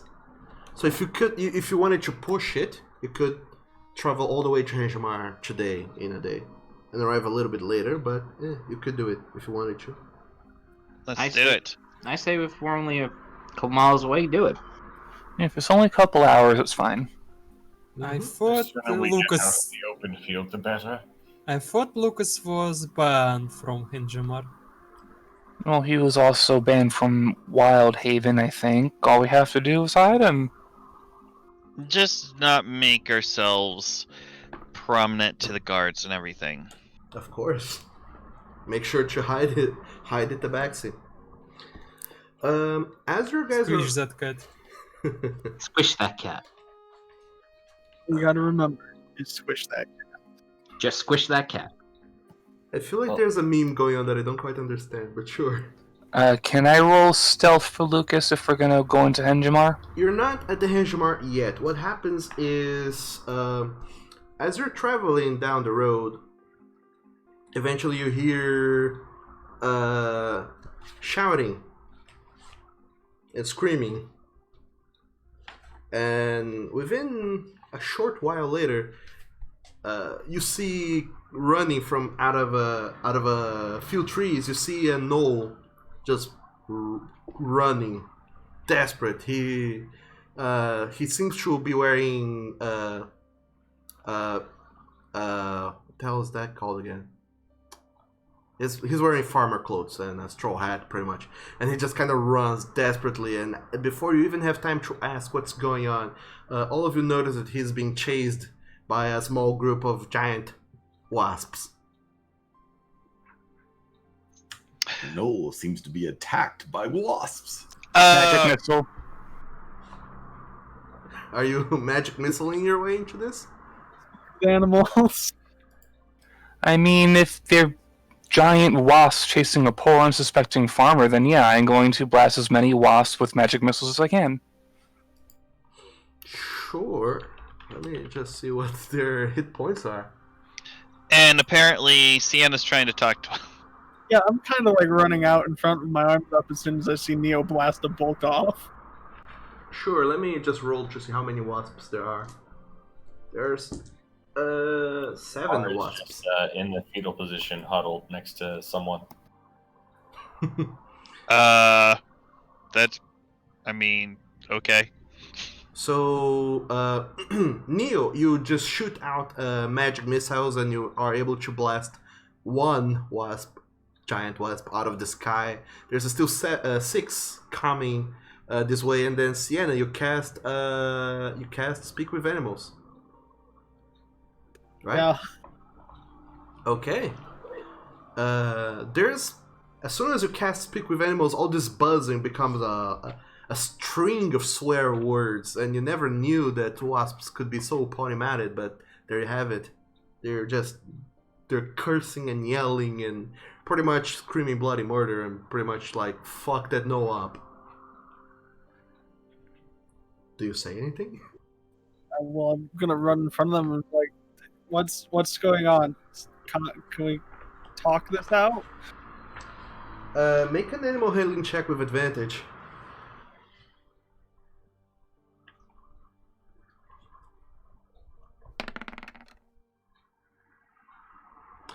Alright, the wasps, they seem to stop as soon as you just kind of very chill walk in front of the road very calmly in the way that you walk, and you just kind of extend your arms in a sort of peaceful manner, and you ask them if there's anything we can talk about.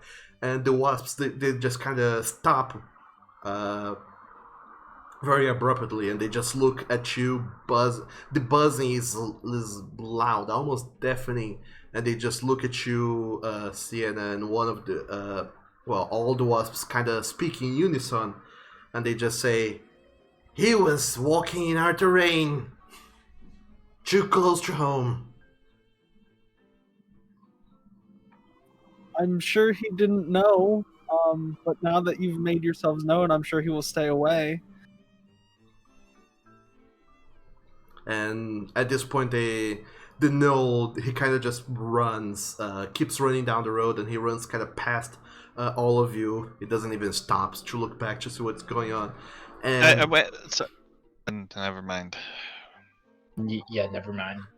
And Sienna, as you're still kind of there, just looking up at the wasps just see the Noel running away, and then they look down at you, and they just kind of buzz very loudly, one last angry buzz, and says, "Alright, fine, but you also stay away from our place, our home.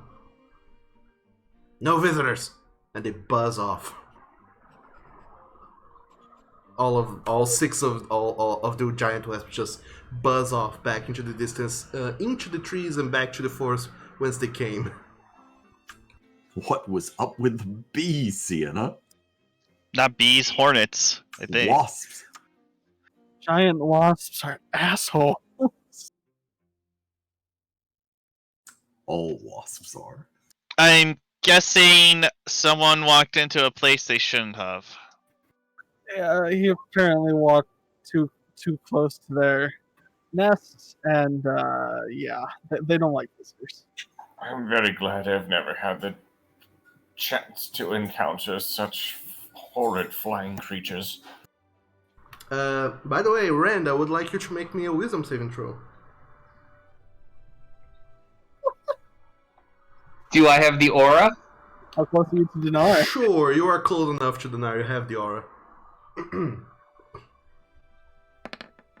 The DC is a 10, by the way. Ah, there you go. You're fine. You kind of was at some point just kind of froze up when you saw the wasps coming in, but as you see Sienna stopping them and convincing them to go away, you just manage to regain control of your limbs, and then you notice just how fast your heart has been pounding. Hey, Doug, can I do a perception check? On what? Sure. On Rend, if I notice him freaking out. That would be insight, actually. Okay, cool. Even better. That's even better. I was gonna say he's in a clarity.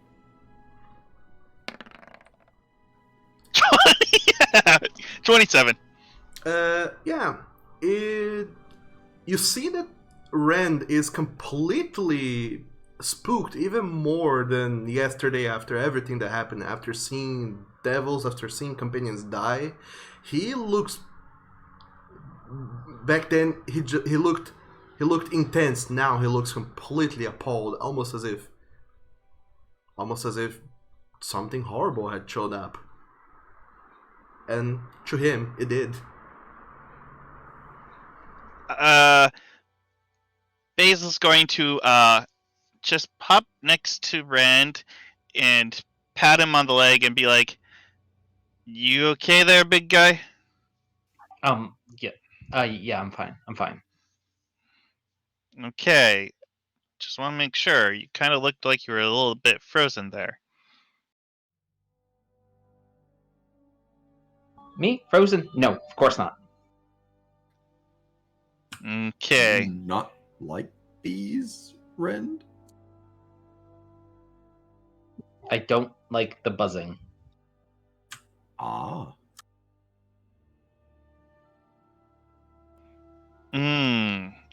The buzzing. I don't like being out here in the open. Can we move on, please? Yes, let's move on and get going. And you do.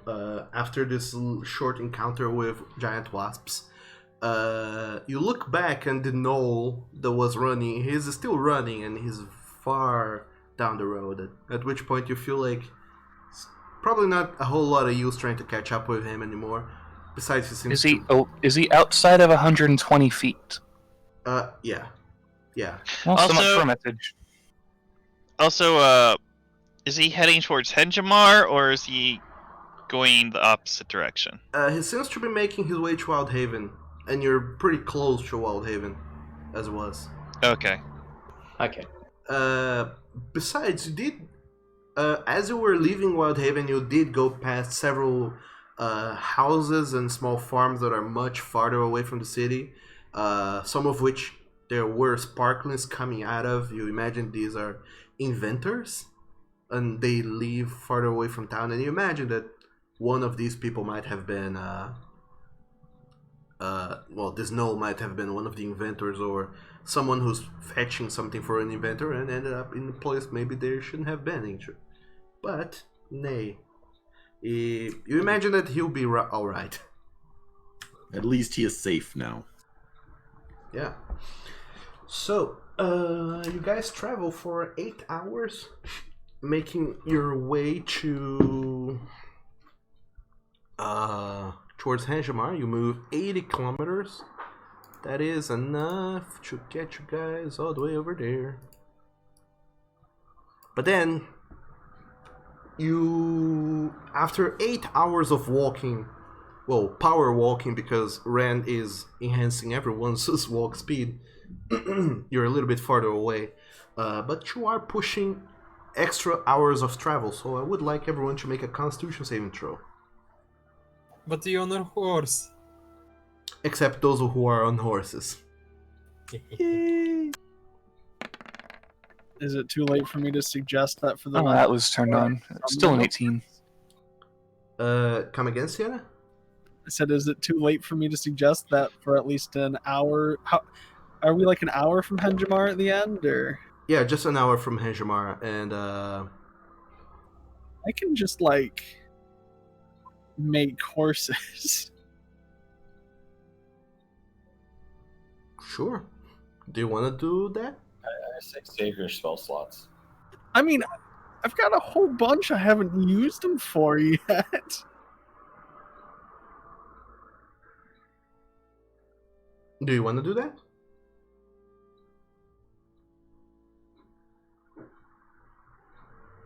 Sienna? Yes. Okay.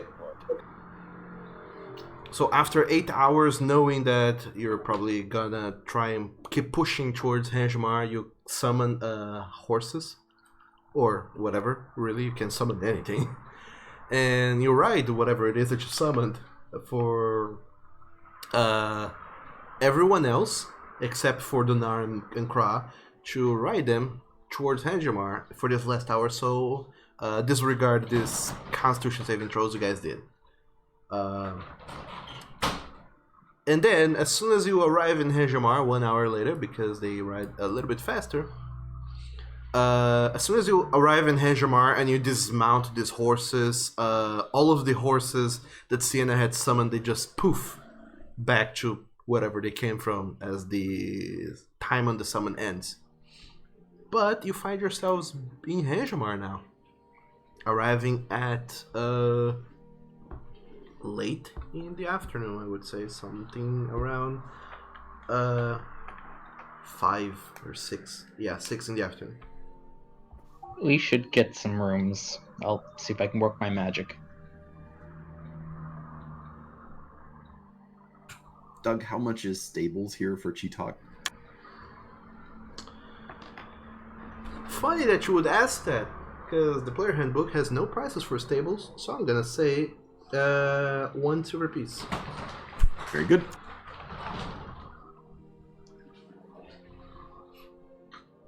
And Rand, you try to convince people to let you guys stay. Go ahead and make a performance check.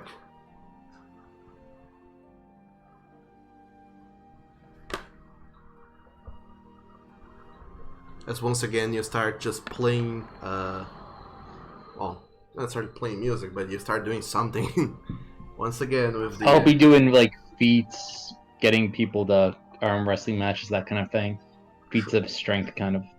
Sure. Then it's very interesting because a whole lot of people seem to gather around just to watch your feats of strength, and a whole lot of people seem interested in it. At some point, you even see Tiwitaka coming up right to you to try and challenge you as well. And for the entire evening, a whole lot of people seem very happy with this entertainment that they have been provided, and the Tavern Keep at Hanjamar, whoever they are, allows you all to stay there for free. I brought enough beer for the night. Do I have to roll anything to hide Lucas? Yes, Lucas gets to make a stealth check.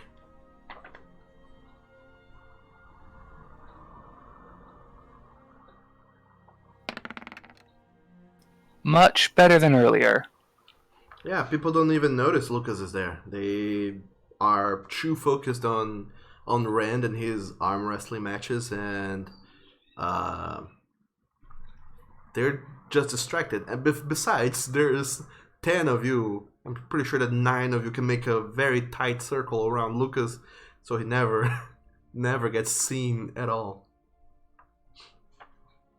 But yeah, you all stay at the Curious Shield Tavern in Hanjamar and just have a lovely evening for free even. You don't have to pay for your rooms and rests and such. Is there anything you guys want to do for the night?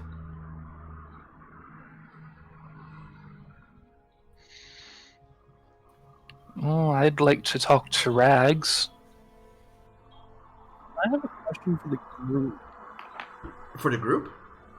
Yeah. Alright. What are we Okay. going to tell Anthony? Oh, What I are we would, going to tell? I would suspect we would tell Anthony the truth, would we not? And certainly turn this bag of trinkets over to him. He may be able to do more research than we could find out about them. Maybe just trinkets. We can. Just the trinkets, yes, just the trinkets. Not the bag of beans. Have we ever found out if this other bag she is holding, aside from the bag of beans, this other bag of holding, is that somehow soul-powered as well? I don't know. Would you like to look at it? I've got it. I'm going to press my ear on it to hear if I hear something. Yeah, so I'm going to assume both Neo and Kra are going to investigate that bag. Yes, with the amount of expertise you had over cursed items for a while, you do detect that indeed this bag is works on souls. So it also seems to be a soul-powered bag. That's our luck. At least the sword I have isn't magic by soul. with this wand. But what about those beans? What are we going to do with them? Like we do with all these other ones that we find. Figure out a way that we can break the enchantment and free the soul out of it, right? I imagine that would be easier to do once we reach Zenith. Also, Anthony would want to know about the daughters of what's his face, Eridor. Eridor. Well, it's better not to speak his name, not give him power. Maybe Buddy knows something about him. It's not like he can hear us. I just believe in insulting people you don't like. Anyway, I mean, we're finding out more about who's causing a lot of this and doing this, so maybe we can actually finally get closer to putting an end to it. Not to mention, we know a freshly made one can be instantly released. With holy water and the ability to call the spirit back to the body within a minute. Yeah. That is a good thing, but also you need to have the body around. True. But anyway, it should be told to him anyway in case something happens to another team. Yeah, I feel it's a very specific situation, but knowing that information could certainly help someone's life. I think after we talk to Anthony, I should buy all of you a cup of tea.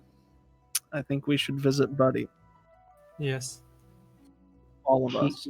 Maybe my master knows something too. He said that he will meet us in the redemption.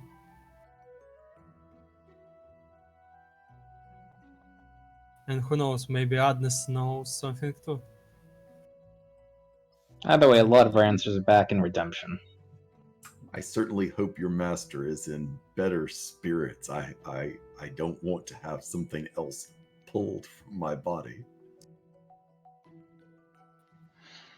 I'm not Joe. going to let him do that.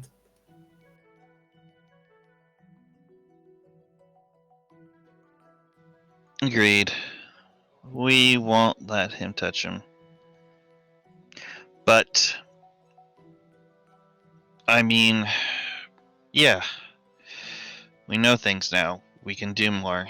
And I still think, and I think maybe we might have we should try to do what Agnes asked us and maybe see about going to Zenith and seeing about if we can break this curse on these items. Yeah. I think we should go to Redemption first. Yes. Well, yes. I mean, after we've been in Redemption and talked to Anthony and them. Because also, I think there's something of the crossing that we need to do as well. That is the Zenith thing. It's just I don't think we should be leaving our three friends No, of alone course in not. Inns anymore. I'm still nervous about those fiends and what they said.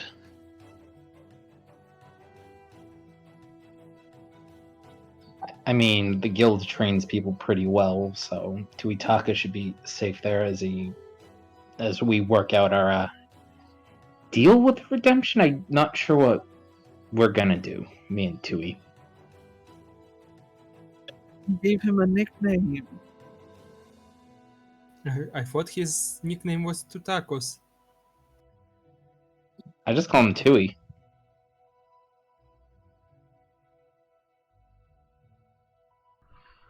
Well, let's for now just celebrate our victory, and Kra is going to pull out his bottle of whiskey. I got one too. And thus, I feel a civilization is good. as all of you guys just finish your conversations and you just decide to rest for the evening, reveling a little bit in this accomplishment of being far from Wildhaven now, having brought your friends back, having something to celebrate, something to look forward to, and you all decide to spend the night celebrating a little bit, which you all do.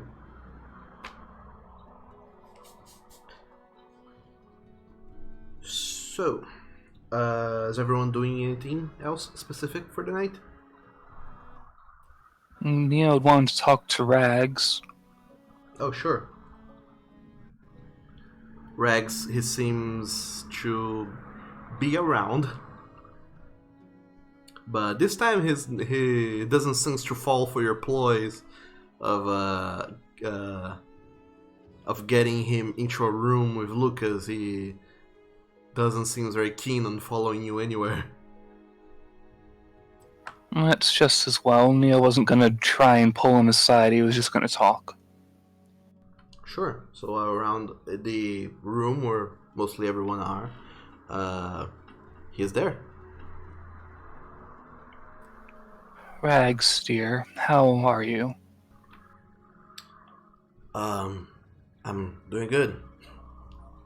What about yourself?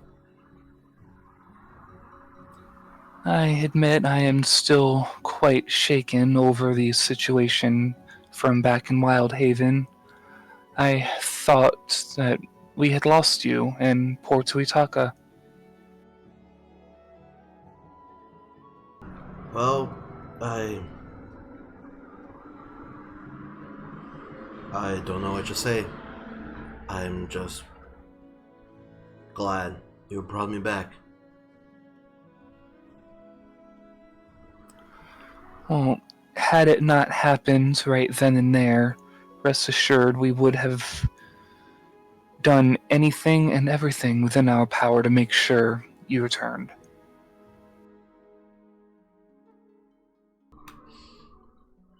I see.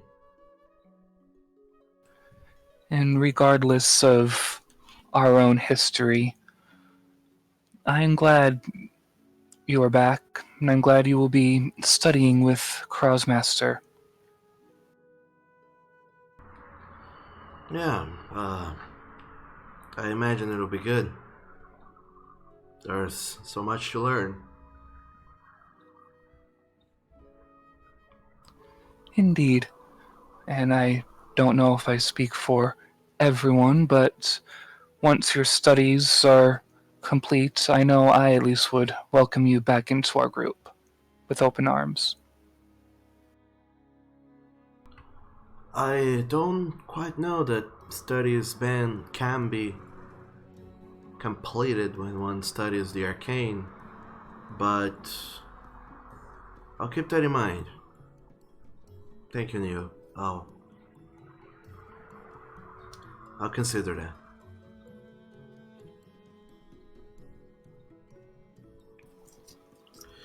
Would you care for a drink? Not particularly, no. I would rather not. Very Neo, well. Can you... I've been doing a whole lot of thinking.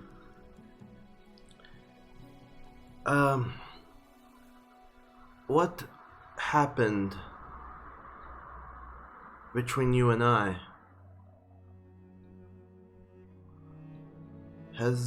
Have you ever done that before with other people? I have, dear. Ah.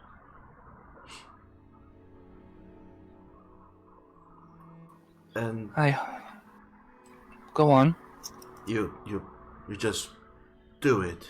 You just meet people and have your way with them.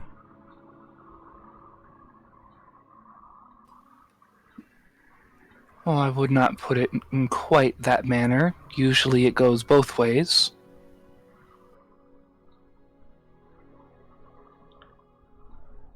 Yeah, I imagine.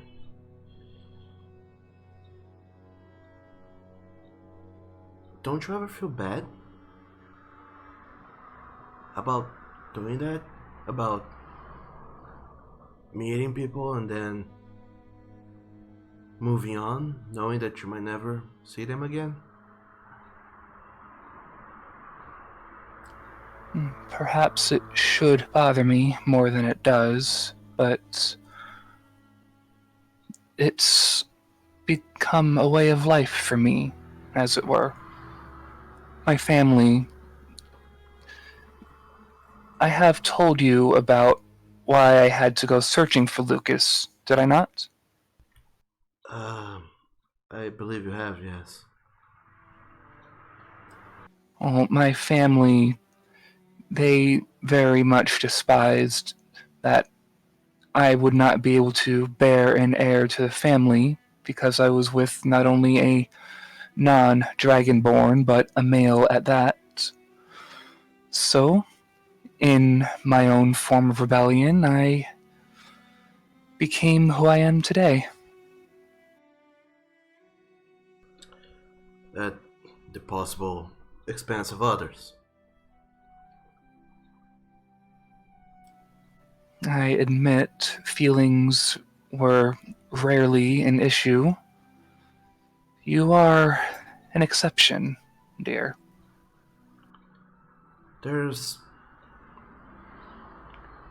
I imagine that your family must have done something and it just. You. You've done what you did and become who you are. Possibly out of spite for them, but. You're not around your family anymore. The people who raised you, you are. None of these people are your parents, your siblings, close relatives. These people you travel with are just people who happen upon your way, and for you to do to them, to me, what you have done without out of spite for your family, it's just I don't know, Neo, it's just I've thought about it and I don't know how to say it, but I think for me personally that makes you a bad person.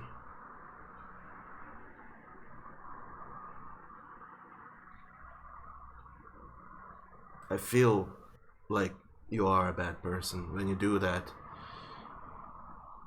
And maybe you shouldn't.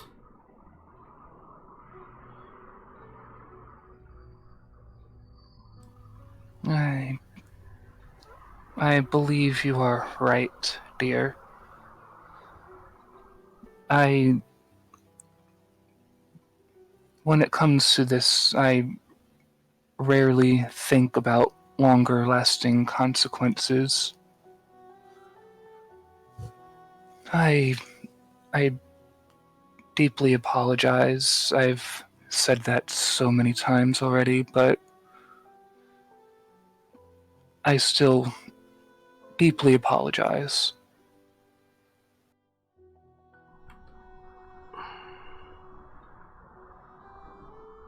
Well, I understand. Just don't do that to anyone else.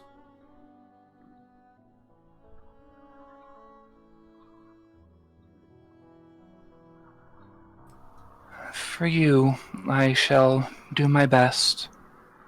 And will you ever find it in your heart to forgive me? I don't know. I'll try, but I don't know. I I don't know, Neo. My mind is just. I cannot help but to think that everything you have been doing is selfish. I don't want to sound ungrateful, but I keep thinking that you guys have been helping me because you feel bad over what you have done. That... oh. Never mind. We have a long day of travel ahead of us tomorrow. Have a good one. And he just nods and starts walking away.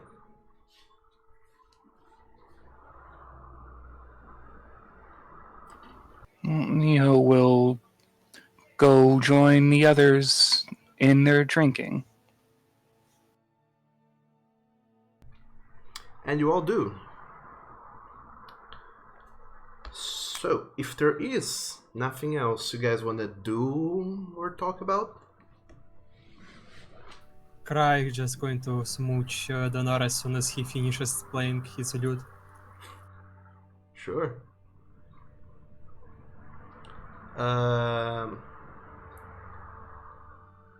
And it is quite the song, this one that you're playing, Donar. It's a song you learned forever ago in your village.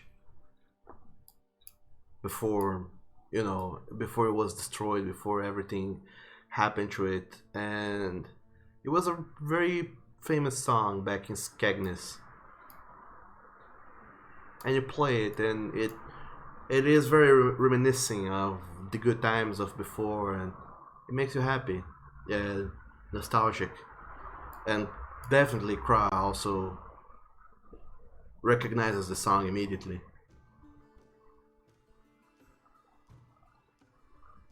And it's quite uplifting to think that the song up until now used to just remind you of the bitter taste of being the only true survivors of the attack on Skegness, but now this song, it plays notes of hope, knowing that after all of your travels you have discovered so much of the reason why the village was attacked and who are the responsibles, and knowing that you're now working as a huge unit of people who are, after all, able to strike at them and avenge your people. And with every note that you play of that song, your determination, your resolution just grows. Indeed, so I will get this done. I will succeed.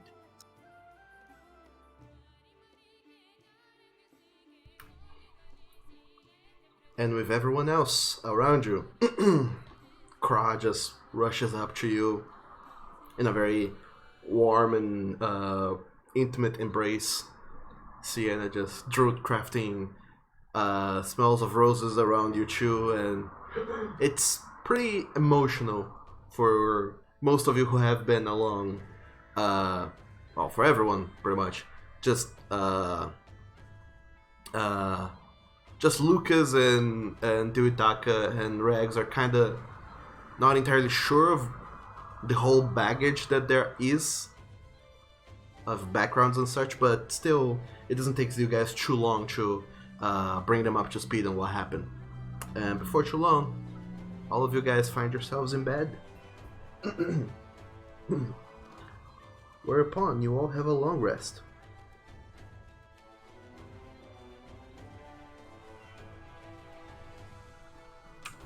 Dinar will ask if anyone is hurt before the end of the night. He can lay on hands and heal them for the rest of their time.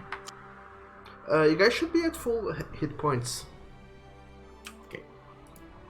Just checking. Sure thing. In fact, We're back to the old rules. Yeah, Tuitaka Yeah. should be at full hit points as well. As should Lucas. Well, he is. And Ragamuffin with his lovely 6 hit points. Alright. Poor Rags. Right? The life of a first level wizard is not easy. So, all of you guys go to bed, have a long rest, and you wake up in the morning. So what's the plan for today? On the road again. Are Paul and Basil still talking before we take our long rest, though? Come again? I see them talking in the chat. I'm curious if their conversation is done. Oh, sure. Bon, your microphone's been a little stuffy. Just having a slight conversation.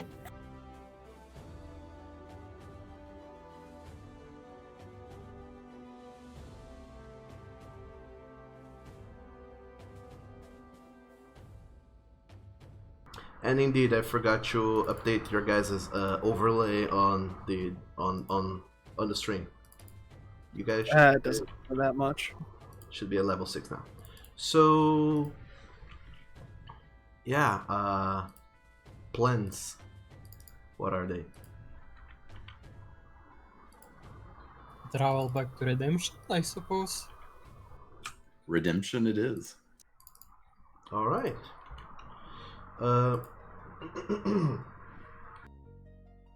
All of you then depart from Hejamar and start to make your way towards the crossing to then arrive at Redemption. Are you still doing a similar thing of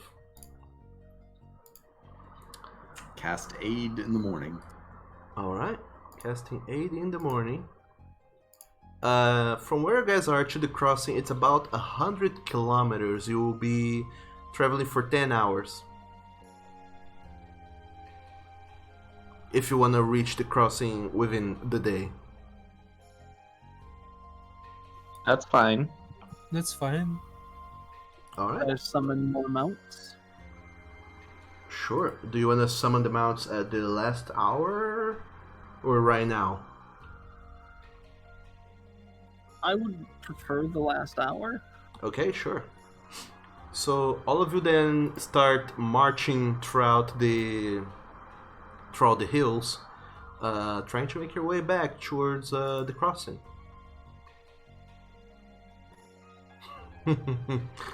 Oh, encounter generator, don't be silly. There's not a Tyrannosaurus Rex in the road. What? There could be. But there could be. But nay. Oh, come on. You don't want the wizard or the druid to get polymorph and turn one of us into a T-Rex. Almost polymorph? Fourth? Yeah, Yep. that's one of the spells Neo wants to get at level 7. Well, apparently he really wants this to happen because it's now suggesting a Triceratops. Go figure. Sure, why the hell not? You... Let's fight some dinosaurs! Is there some time magic on the loose? Or are dinosaurs just native to the wildlands and we haven't seen them before? So, you come across a That traveler. could be the case! You come across a traveler. A lady I want to ride a T-Rex.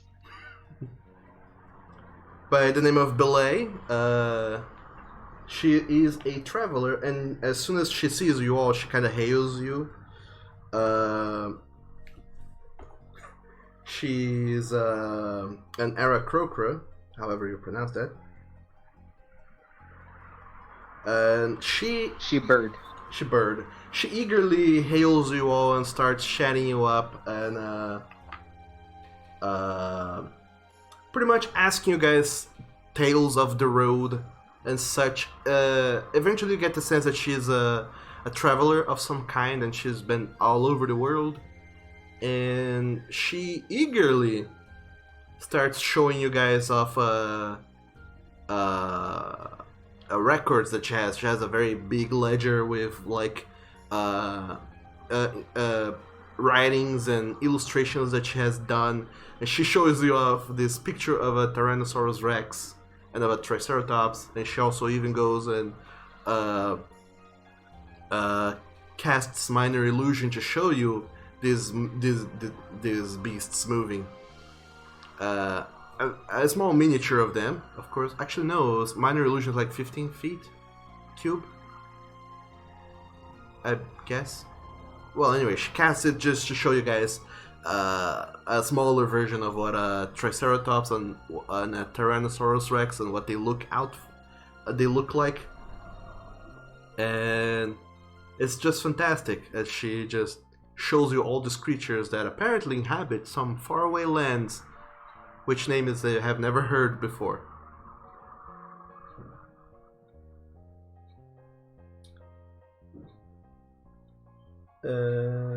Sure, why not? These are creatures in the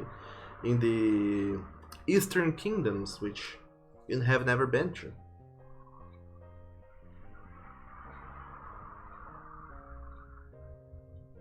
Apparently, there are dinosaurs in there.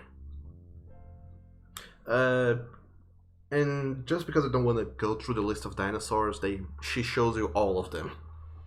So T-Rex, Triceratops, and whatever other dinosaur there's on the monster menu, or whatever. She shows it to you guys. And of course, I imagine you all share with her tales from the road before you all depart in different directions and keep on your travels, and she keeps on her travels. Unless there's something else you guys want to add.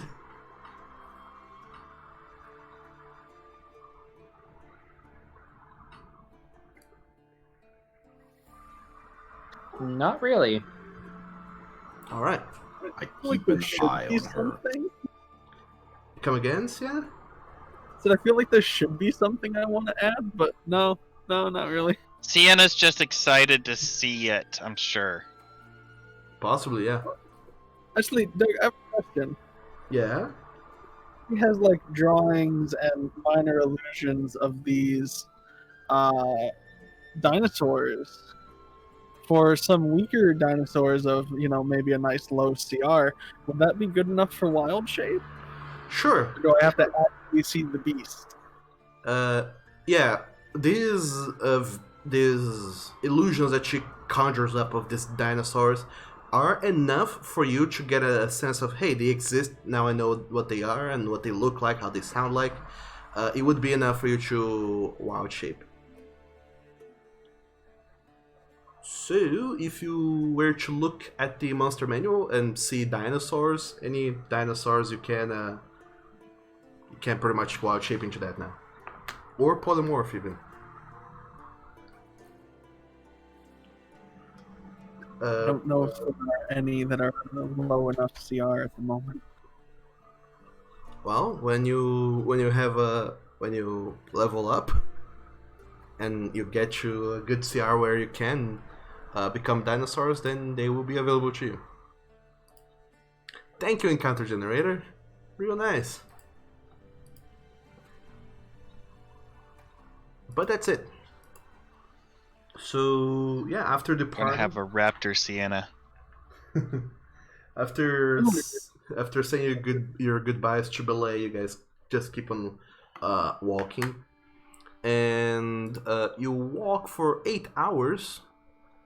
You pretty much almost get to the crossing, but you're 2 hours away still. So you're conjuring animals for the next hour, I imagine, right, Sienna? Only lasts for 1 hour, and I don't want to put two. I really don't want to put 2 spell slots into it. Okay, so you put 1 spell slot into it. You guys travel for 1 hour via animals, and as the hour ends, you guys all dismount. The animals kapoof back into smoke, and then you go back to 1 extra hour of walking, or are you guys camping? I say we push. If it's only another hour, I Okay. agree. I'm okay with pushing. Alright. So I need everyone to make a Constitution saving throw. The DC is 10, if I'm not mistaken. Do we all have Dinar's aura? Because it's only 10 feet from him. If I stand in the middle of the party, it will get everyone. Sure. Everyone does get Dinar's aura. Actually, the DC is 11. It's 10 plus 1 hour for each hour past 8, according to the player's handbook. I definitely needed that. There you go. Lucas again. Poor Lucas. Ra has learned from his experience with rowing. Even with the aura that's only a 7. Is that everyone? That could roll, yes. You We're don't have par. yeah, we're missing Par. Card. Par, make a Constitution Brian? saving throw. All right.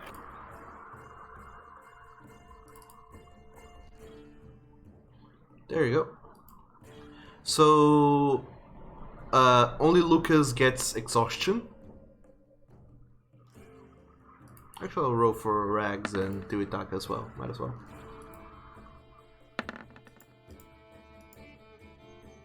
Yeah, they make it. They are not exhausted. So Lucas is the only one who gets a level of exhaustion. As you guys approach the crossing. However, before you guys actually approach the crossing, as you're coming in, Tuitaka, he just seems to stop for a moment and look into the distance with a very odd expression on his face. And What's up, Tui? He looks around and says, "That is odd. I sense something here. There's a portal to another dimension here, to another plane.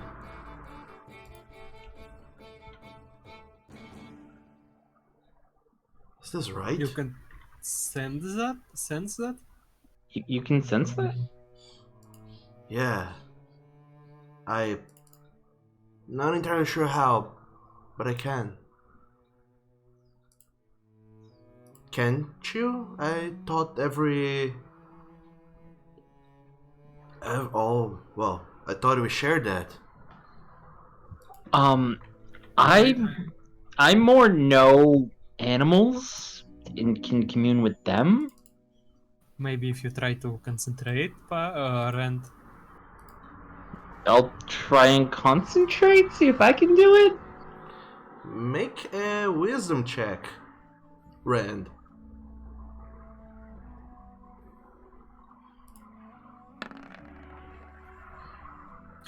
It was almost 20.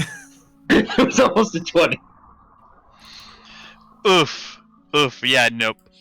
You try your best, you really try to sense and look around and try to find it within yourself, the same sense that you once woke up knowing that you had, that you could talk to animals and feel through them, and you try to tap into that, but you just can't. You try and try and try, but you really cannot sense any portals around you. No, I'm more in tune with nature. I don't know that. Huh. I thought every Nagual knew how to do that. Or at least when I asked the elder that what they told me. That it's I want. Go ahead. Maybe it's a different. Maybe there are two different types in the Gual. Mine, I talk with animals and can bond with them. yeah, I can do that too. I wonder if there's something. Does fire hurt you less? No, it doesn't. Does cold hurt you less? Does force hurt you less? Everyone just keeps listing the things that he doesn't get hurt by as much. And he just shakes his head. No, those hurt. Just normally. So is that your thing that you can do? Yeah, I get less hurt by things, and they seem to increase our travel time, our travel speed to a degree. I'm not sure how I do it. Huh. I guess there are indeed different types of Nagual out there. We all I have. wonder if you can sense the way out of the set portal. If I was on the other side, it probably could, but it. But we're not going there, are we? No, not now. Not now, but Anthony will want to know you could do this. Okay, fair enough. I'll tell him when we get there.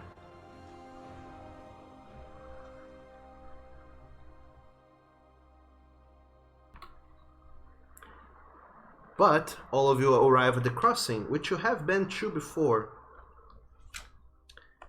And it's a very small city. There is not much to it. As soon as you cross the bridge and are on the civilized, quote-unquote, side of the frontier. Is there anything you guys want to do at the crossing while you are there? Well, we're staying the night, right? Yeah, it's late in the night. Then I guess I can't use popular demand then. We're probably just going to spend the night and then head out. That way Okay. we're in a city. It's safer to stay here and travel in the morning. Another silver for Cheetok. Sure. Yeah, you pay the stables for Shitak, that so it can stick around. Yep. And what's the crossing? There we go. Yeah, a night gets by, so you all go into the tavern by the name of Something about dragons. yeah, wait, no. The Dragon's Pride Tavern or something.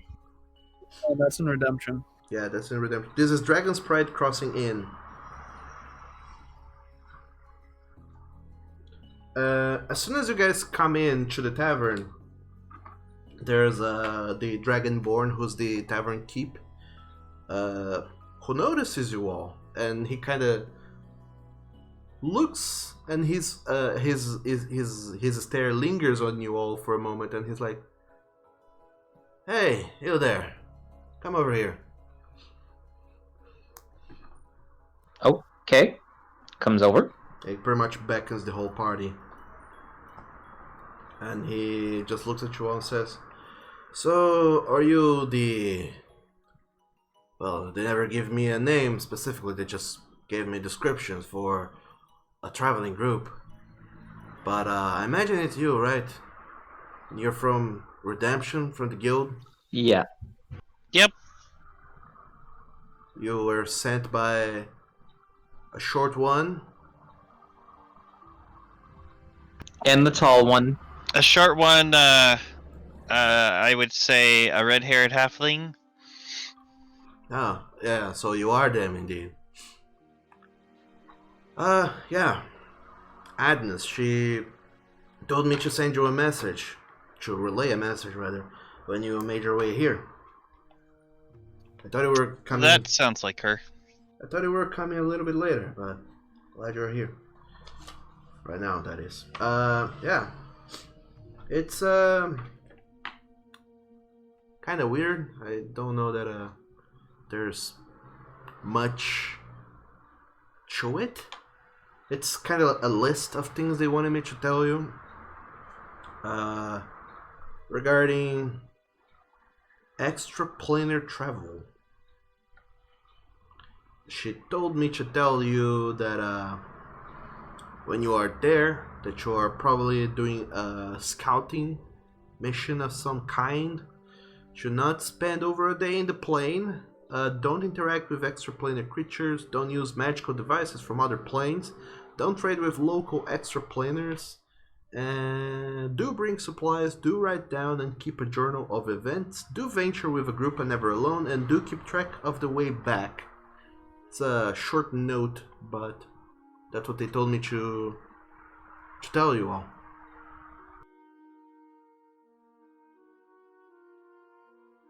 Okay. Don't. That's Okay, okay. Don't list. So we're writing all this down, right? I imagine so, yeah. Okay, good. I mean, Can you repeat that 'cause I'm about halfway through. your characters are writing that down. Don't spend over a day in the plane.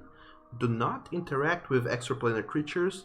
Do not use magical devices from other planes. Do not trade with local extraplanars.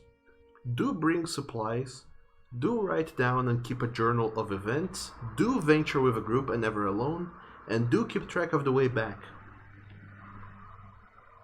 But our mission is kind of to use those magic items.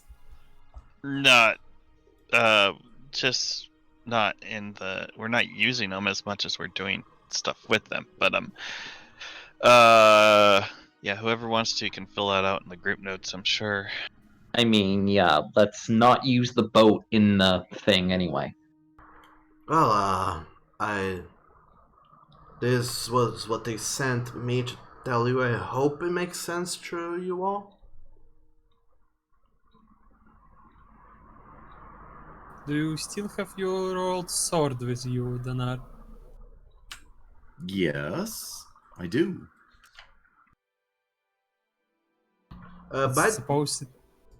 By the way, the third bullet point just says, don't use magical devices from another plane, by which they mean things you find over there. Ah.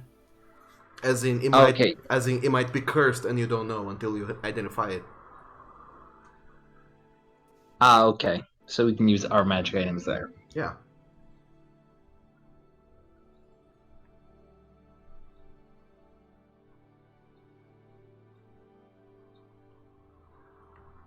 Got it. Keeping track of the way back should be easy enough. I can make a map as we move through it. Yeah, if any of you have proficiency with cartography supplies, you do that automatically. And basically, act like Dinar and not interact with people. And what? He looks at you. What? It's true. And You then tend to he be goes- fairly antisocial. And then he goes. "Bzzz." And with that, I will cast a giant wasp. That's the spell, Giant Wasp. That's it. Yeah. I will cast Silent Image and make the wasps that we saw. But they don't make noise. I'm making the noise. But suddenly, everyone inside the tavern just screams in horror as they see a giant wasp showing up out of nowhere. And I thought we were in the back or something like that. I didn't thought we were in the main hall. sure, you conjure up just a regular sized wasp then around Rand, I imagine. Yep. I guess saying I don't even pay attention to it. You do. Why wouldn't you? I'm just gonna smack Dinar. Sure, but first do go ahead and make a wisdom saving throw. Rand. Do I get the aura or not? I'm asking because Yeah. I'm not cutting you out of the aura. Sure. You get the benefits of the aura.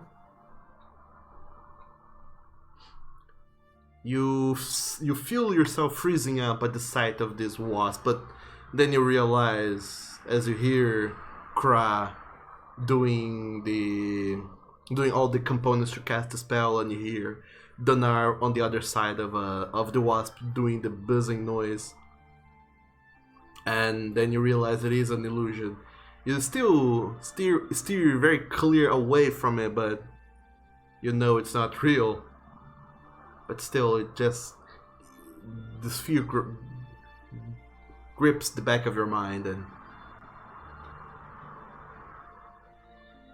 even though you know in your mind that it's an illusion, you cannot help but to have it at your sight at every moment. You do not want to lose sight of that wasp. I'm just gonna kind of smack Dinar.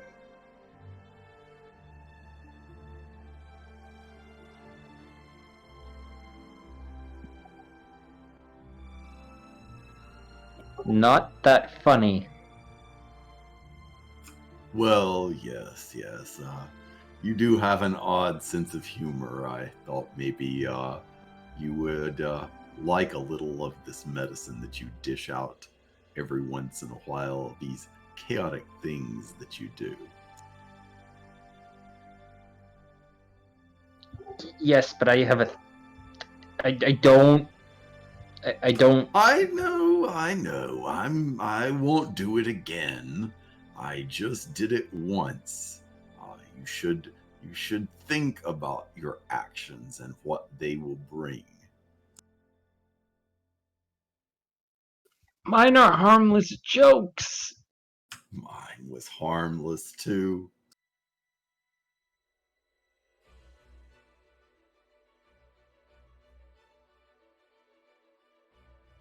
And as the two of you are in this stalemate between yourselves, the dragonborn behind the counter, he kind of just looks at all of you and says, "So, are you staying for the night or you're traveling?"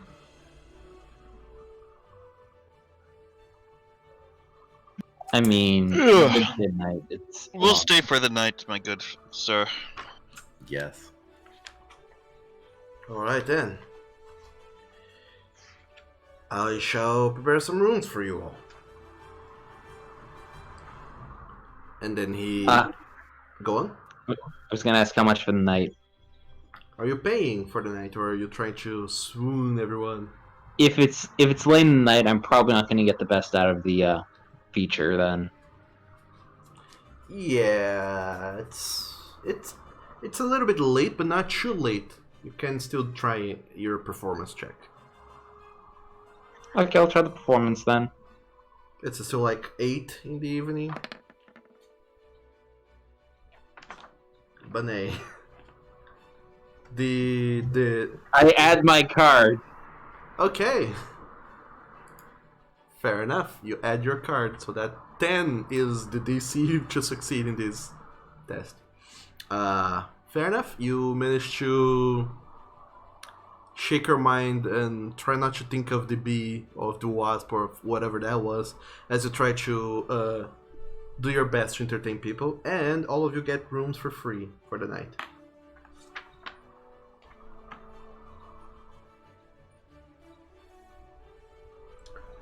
So, are you guys doing anything for the night, or is that it? That's it for me. I want to prepare more holy water. Sure. Okay. You could have prepared one last night as well, or while you guys were in Henshamar. Could I make another one then? Yeah, sure. All right. If we have any more silver, I can assist you, Par. You can make your own as well, Dinar. If you also still All have, right. if you still have 25 gold piece. There you go. I might just kind of want to talk to Tuitaka for a bit. Sure. So as they are making their holy water, you approach your cousin. Hey there, Rand. How you doing since that kind of died?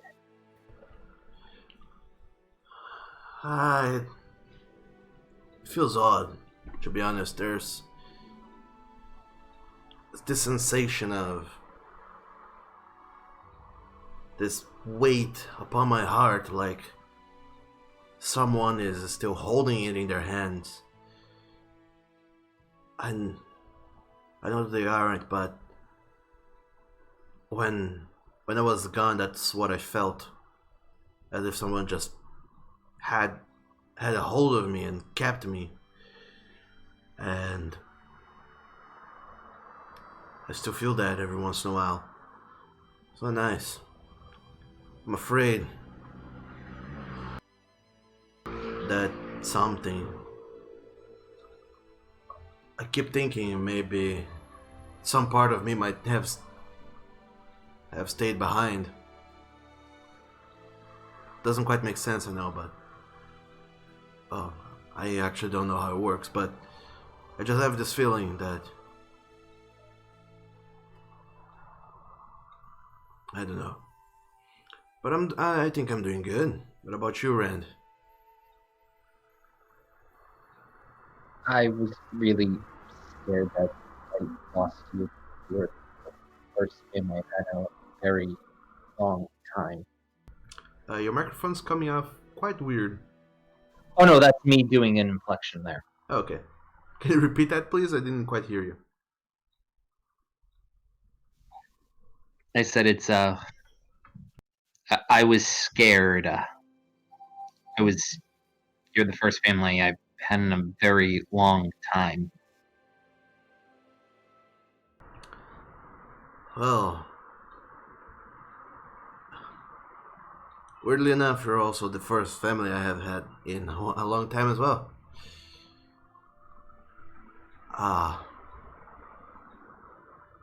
It's weird, you know. Growing up, I always wanted to, always wish I could have a little brother who to spar with and, grow up with. But I didn't quite have anyone, and it's odd that after so much time, we find each other.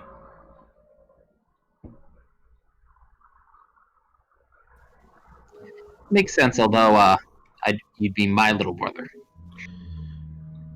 I suppose. I don't even know how old you are, Ren. I'm hang on, I forgot. Numbers, they're too complicated for poor Rand. My character is 26. And Tuitake just nods. Oh, you definitely look like it. Oh, in a few months I'll be 20. So yeah, definitely my younger brother. Just kind of tosses his head. And he kind of lowers his head and then tries to back away, kind of playfully pushing you, like, "Come on, man, don't do that." And what are you gonna do about it? He does it again. And then he kind of just pushes himself away from you again.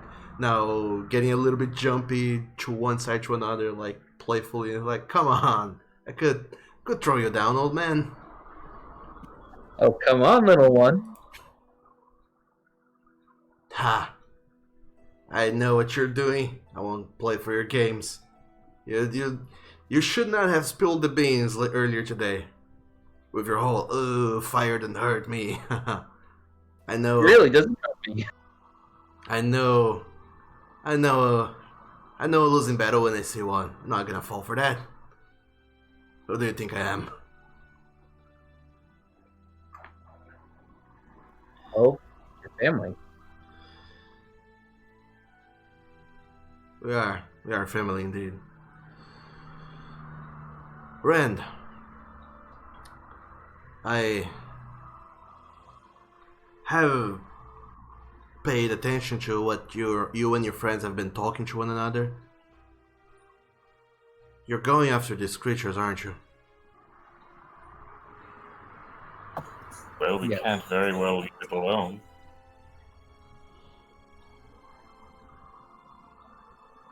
Promise me you won't die. I just got family. I don't wanna lose you. I hold you to the very same promise. Oh, believe me, I believe I experienced that once, and that's one time too many for me.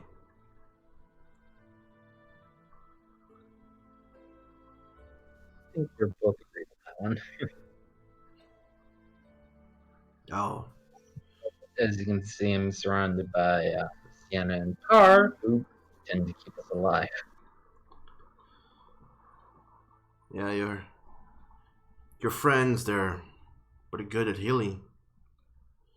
I know a thing or two, but definitely not, nearly not as much as what they do. Do take care of yourself, big guy. I really would not like to lose you. And if I do, the old ones hear me. I will chase your ass down in hell or whatever you end up. Oh, I was gonna go into hell and bring you back while leaving a trail of blood behind me if you stayed dead. Promise then. And he kind of just holds out his hand towards you, sort of in a open fist sort of gesture for you guys to clasp your hands together. I do the same, bringing in stuff as well. And as you do, he just kind of holds your hand very tightly, and he looks right into your eyes. He, looking up at you, he just says, "Alright then, let's not die, and if we do, we'll bring each other out from whatever hell we end up into." A crap load of demons behind you. The more, the better.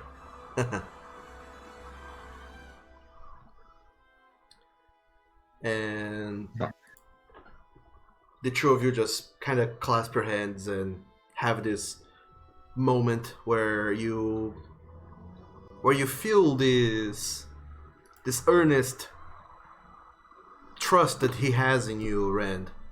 Even though you have met one another less than a week ago, you feel like Tuitaka would not stop short of anything to help you.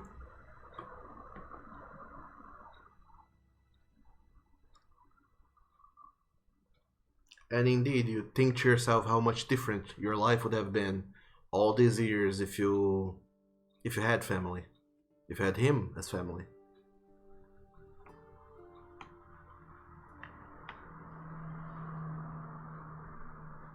I could have been an older brother a lot sooner. So, all of you guys then start to make your preparations to go to bed.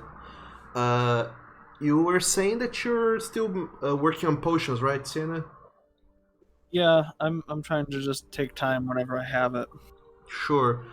You and Neil are taking time of potions then, and this past 2 days they just count as half days as well. So now you're down to only 1 day left of working on potions to finish your first potion of Lesser Restoration. Good. Either 1 full day or 2 half days. So yeah, all of you guys go to bed, and I don't think there's anything else you guys want to do.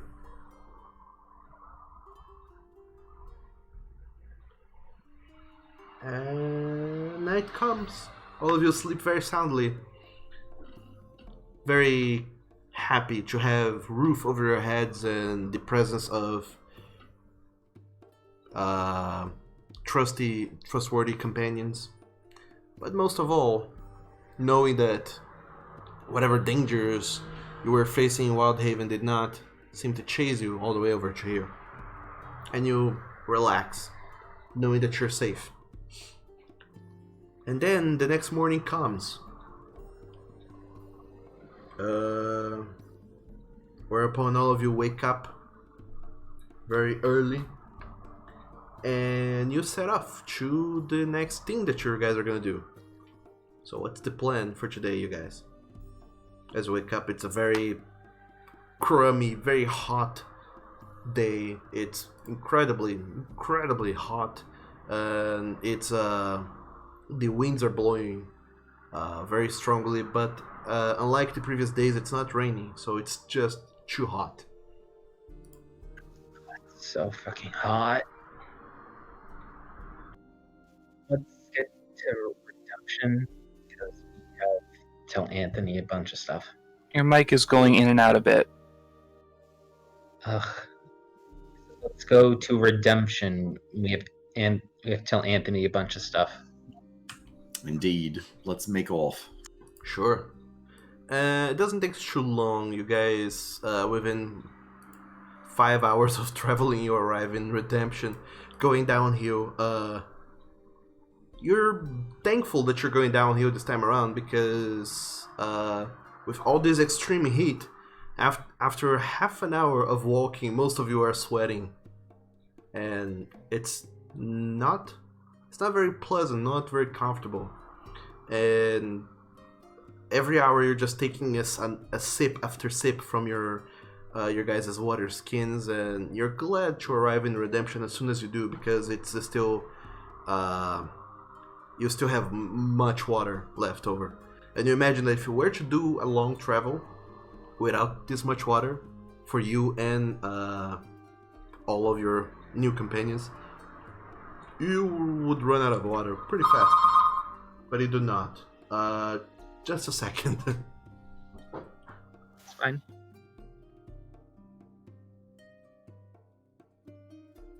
Hi, chat.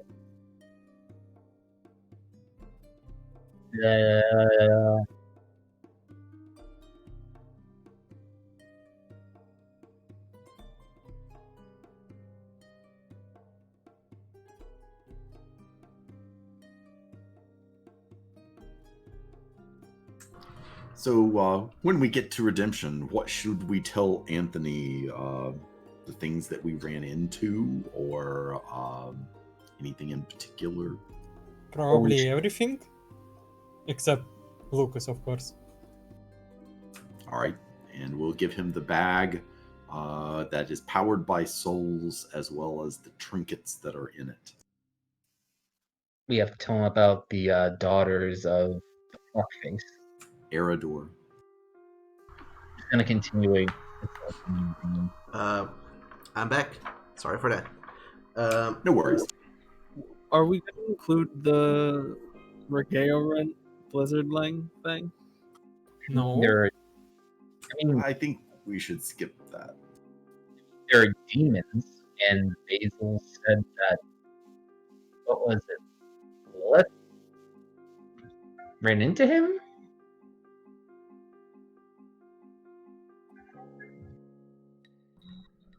And Lilith ran into the guild? I don't know what the story is with that. You mean with Graf and Flint? Oh, I'm going to talk about that, but this is more about Regeo Rent we're talking about right now. You're not going to tell Anthony about him. Yeah, let's. That's not our thing to say. Okay, just double checking. Alright.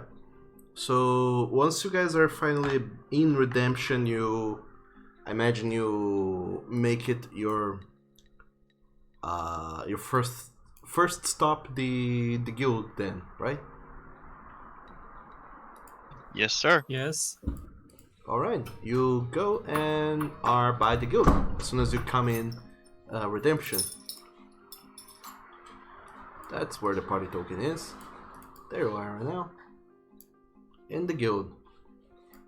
So all of you make your way to the guild. Eventually as you come in, there's a whole lot of people just talking, mostly people complaining about the heat. And you see that in the back there's a whole lot of noise, and you imagine whoever's training, they're training very loudly and complaining even louder. But you just ignore all of that and you just climb up the stairs and go towards Anthony's office after you meet with Vesuvius, and he directs you guys over to Anthony's office for whatever rendezvous you're doing. Knock on the door. And from the other side, you just hear somewhat distant, like, "Come in." And Open the. We enter.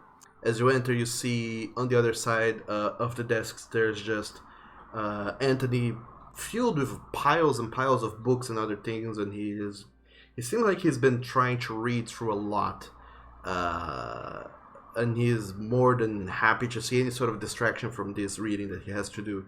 And he stands up and notices who it is that is now in his office, and he's like, hello there. You're back. I don't imagine you went to Zenith, did you? No, but we did find out a bunch of stuff. We didn't make it there. We ran into problems. Well, alright. What problems did you run into?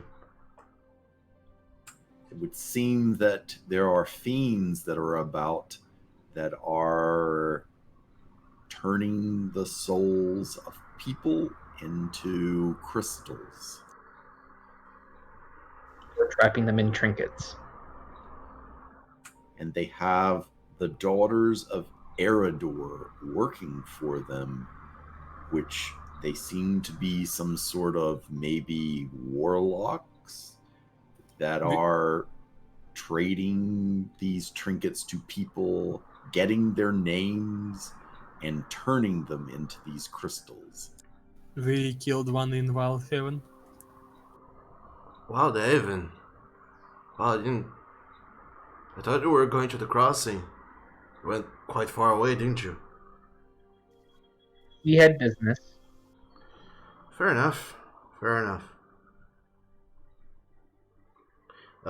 Go on. You were saying? We saw the tower, and we, I guess, sensed the portal to Zenith, or the portal to the tower from the crossing.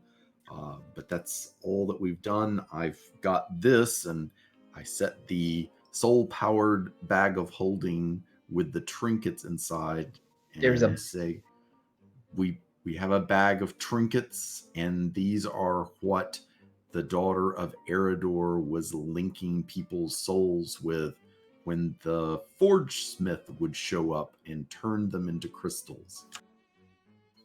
So, points to two of our new party members so far.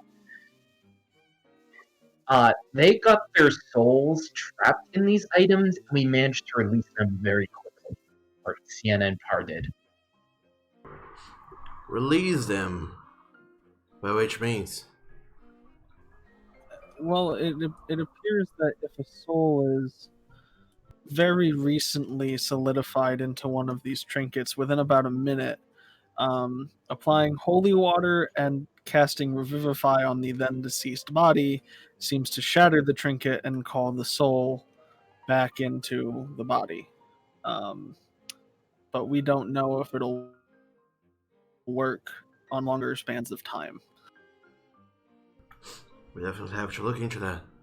Oh, call for Agnes. Maybe she can look into the trinkets and everything else.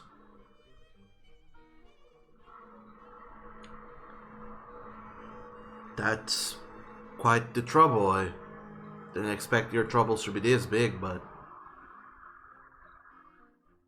I hope everything's alright with you and yours. I have a... Go on. It might be better, but I'll say this. We quite possibly could have painted a target on our backs with defeating that lady. I cut off her head. And there were a lot of... Go ahead. There were a lot of signs linking the events in Wildwood and the nation of Lignia and the city of Wickdale.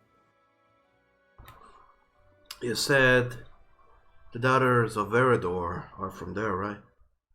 Yes.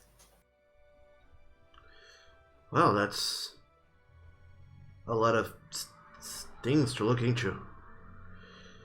I'm afraid we don't have anyone ready who can look up into things in Lignia. And one fiend got away. I don't know what type it was, but it was able to use magic to teleport away. And it survived and knew of the names of our party that had been given these trinkets at some point or bought the trinkets at some point. There has been an escaped creature that was with them, right? Yes. Okay, oh... I have to look into that. You said it teleported away? It vanished. It seemed to just disappear into a void, and we don't know where it went. Do you know if it was a fiend of some kind? Oh, it was definitely a fiend. I could sense that. I can describe it. Alright. You guys go and describe the creature then. Yep. Did you not say, Danar, that you're from... Where from? Skegness. Skegness, yes. Huh. That's odd. That's... the closest Mythosian city to Lignia's borders. Well, former city. It no longer exists. Unfortunately. But that is odd, though. I have to look into that as well. Also, you should be expecting some messages from Wildhaven about this, as we had to explain our actions there. Oh, naturally. So they might be asking for aid with the demon situation. Well, you were...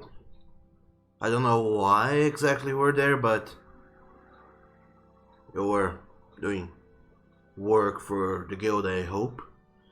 Can sort that out easily enough.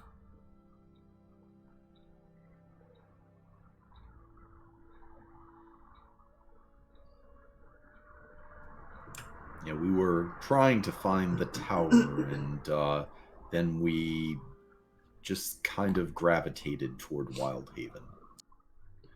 Well, yeah, seemingly you did find the tower, so that's good.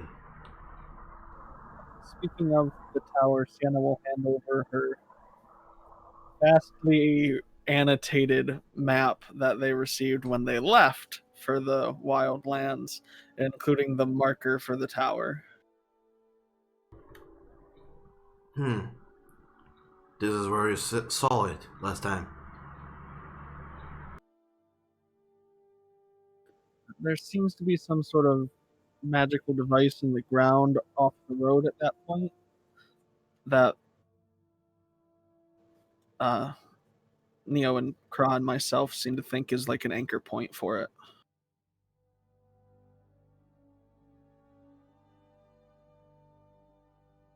That is interesting.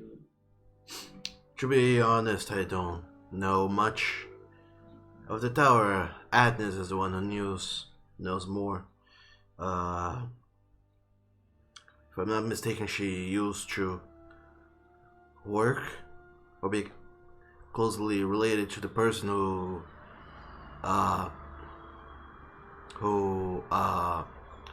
came up with the whole tower. Some fellow by the name of Urine. But anyway. Can you spell that name, please? Sure. And he... That's exactly why I was asking. He spells the name of the guy. Actually, he then spells the whole name of the person in case you decide to go into any sort of adventures in the future and look it up. Urine Loza. Apparently he is the one who came up with this whole tower thing. I really don't know anything about it. It's well, it's arcane. I know very little of the matter.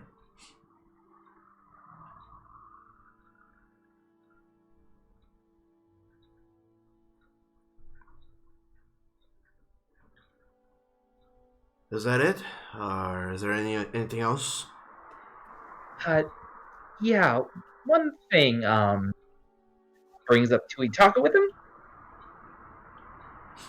Apparently, me and my cousin here are from the village of Greyford, and it was saved by a giant lizard and a laughing dog in a flying ship. That said they worked for the guild. Oh. A giant lizard and a flying dog. No, a laughing dog, and they were in a flying ship. Huh. That's interesting. And at that point, Tuitaka, he comes forward and he says, "Well, you see, there's the village before used to be called Teoxahutlu, but then it was destroyed many decades ago, and it was then merged with Greyford. And we have this tradition of honoring our past and our ancestors by retelling their story every year. And this year, our elder told us to come to the guild, to you people, and pay our debt. The village owes its existence, owes every life we have to you. And we are here to repay that debt. Me and my cousin, Rand."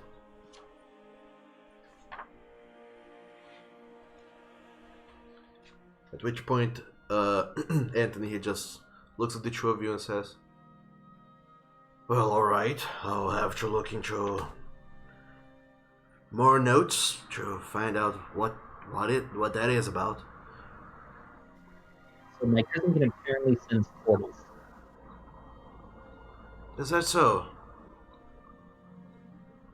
I will need to look into that as well. Okay, that's a lot of stuff to look into. That to guild and portals. Alright. I'll look into all of these things. Is there more I should be looking into as well? Or is that it? That's my business.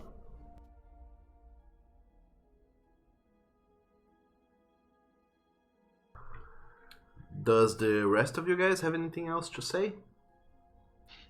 Not about the situation. I think we're pretty good there from what I can tell. We know everything that we knew happening and what's going on. Well, other than can Tuitaka stay here and trade with the guild as part of the... Also, I mean, yeah, totally, if he wants to. Another thing is with Lucas, maybe. Yeah, Neo was going to ask if Lucas can stay with the guild, but also if Lucas wanted to stay with the guild. He would certainly be well protected here. As they're the target of demons. Anthony, he just looks up at you from all that you have said, and Well, the we can definitely help your friend stay safe if you have indeed painted a target on your backs. It would not be good to let people loose to walk over the world by their own. Oh, look after your friend. And you, Lucas is your name? I'm somewhat busy right now, but I'll need your help later. I'll definitely will be wanting to hear what are your talents and what you can do and how you can help the guild.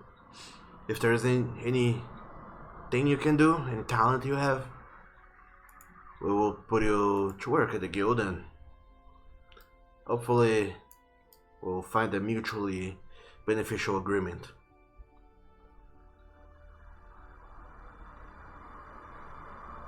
And one more thing. Neo is still holding on to the bag of beans. He will hand that over to Anthony as well. We seem to just keep running into these things. Alright, I thought Adnis told you a way to try and disenchant these items? Or at least release the soul from them. I mean, we could try doing it. That's that whole Zenith thing, isn't it? And perhaps I should go on to this particular item for a test once we're in Zenith? That's what I That thought. was only on Cypheriums. I mean, she's got a point there. I don't quite recall, but sure. It's been a while, I really forgot. But sure, items as well. Let's go with that, why not? If they are so trapped into something, off to Zenith with you. It has been a while. It's been a while. Been a while. So, I have a lot to look into. Whenever I have answers, I'll be looking forward to you. But I imagine that if you didn't do that before, now is when you're gonna be going to Zenith. Is that so? We shall be heading there quite soon, yes. Alright, We might get some supplies first. of course, you should. I should have told you all this before you left. But I... Same thing the guy at the crossing told us. Yes. Oh, I imagine you hadn't sorted it out already, I see. She had a message for us waiting for us in the crossing. Well, go on. Oh no, that was me accidentally pressing the button. Well, Steph, it's a little embarrassing to admit, but she's really helped me with a lot of stuff. There's just too many things going on for one single person to looking at you. I'm glad Adnis has been looking into keeping you all safe, and she's been compensating and where I have been remiss. But yes, what the messenger said, keep those things to heart. It's imperative that if you go into other planes, that you do not do anything reckless. You're not in this realm where things exist and we know how things are. Over there, everything's quite different.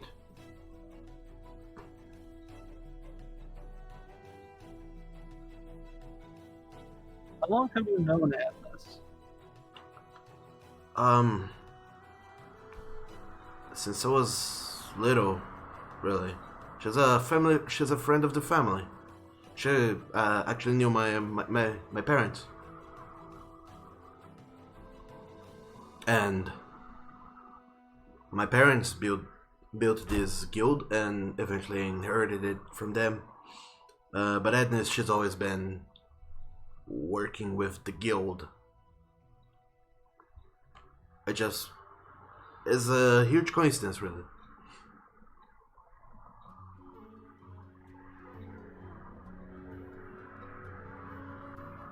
Why?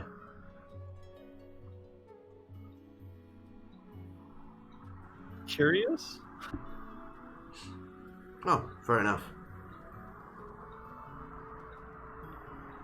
But yes, let me know if there's anything else you need help with, and I'll aid you in preparing, or whatever you have next.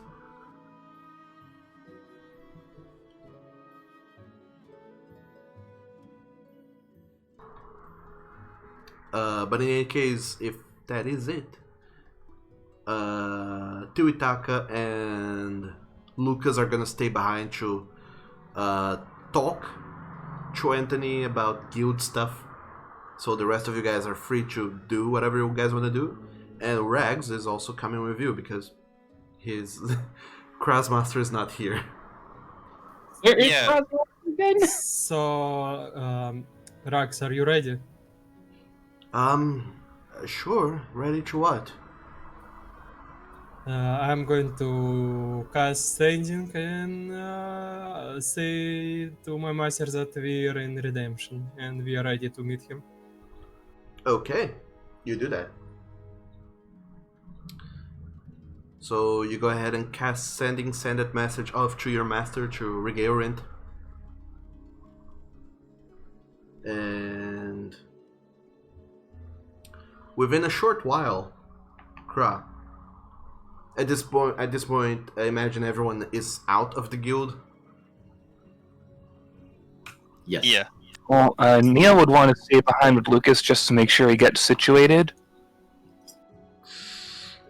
Why do you guys want to split the party so much? Oh, you don't have to do anything with Neil. I'm just saying he's going to be with Lucas for right now until Lucas is situated. Sure, Definitely you don't want to split the party. you split the party and stay behind with Lucas to make sure that Safe he's place, situated. though. But yeah, you're close enough, so that's fine. It's just on fire. Everyone's dead. Suddenly, now the campaign is new and everyone else rolls new characters. But no, as you guys are walking by, I imagine towards Buddy's shop. Yes, I Well- think so. Well, I thought when Cross sent a message to Regale, the meeting spot. No, I just want to know, like, he's gonna show up, Buddy- but between here but and Rick- your destination. Bud Riptor is on our list to have tea with, to hopefully get more information about fiends from. All right. I'd also like Neo to be there, the whole party. I feel like this is a group effort. Sure. So, as you're trying to convince Neo to go, some of you already kind of go ahead. And as soon as you cross the walls into the city, you notice Kra, a familiar face coming towards you. You see the tiefling with pale white skin that handed you the book that first time, and he approaches you and says, "Oh, hello there, Cry, right? The apprentice. I've heard that you are seeking to speak with your master. Yes. Well then, what do you want to talk to? What do you want to tell him? I'll be delivering your message." Well, you might need to ask him something about the fiends, and I think we found him a new apprentice. A new apprentice. Who would that be? I'm going to point at Rax. And the tiefling, he looks at Rags, and Rags just kind of very meekly kind of raises his hands and kind of waves a little bit like, hi. Very awkward Nathan high in Doug's comics. Yeah, pretty much. And the tiefling, he just looks at him and says, is this serious? Yes. You, the apprentice, believes that this man is worthy of being your master's new apprentice. Yes. He's willing to learn. He's willing to learn, and even in the short time that we've been together and he's learned from Craw, he's learned how to summon his own familiar. And that was only 4 days ago? Yep, he's a quick learner.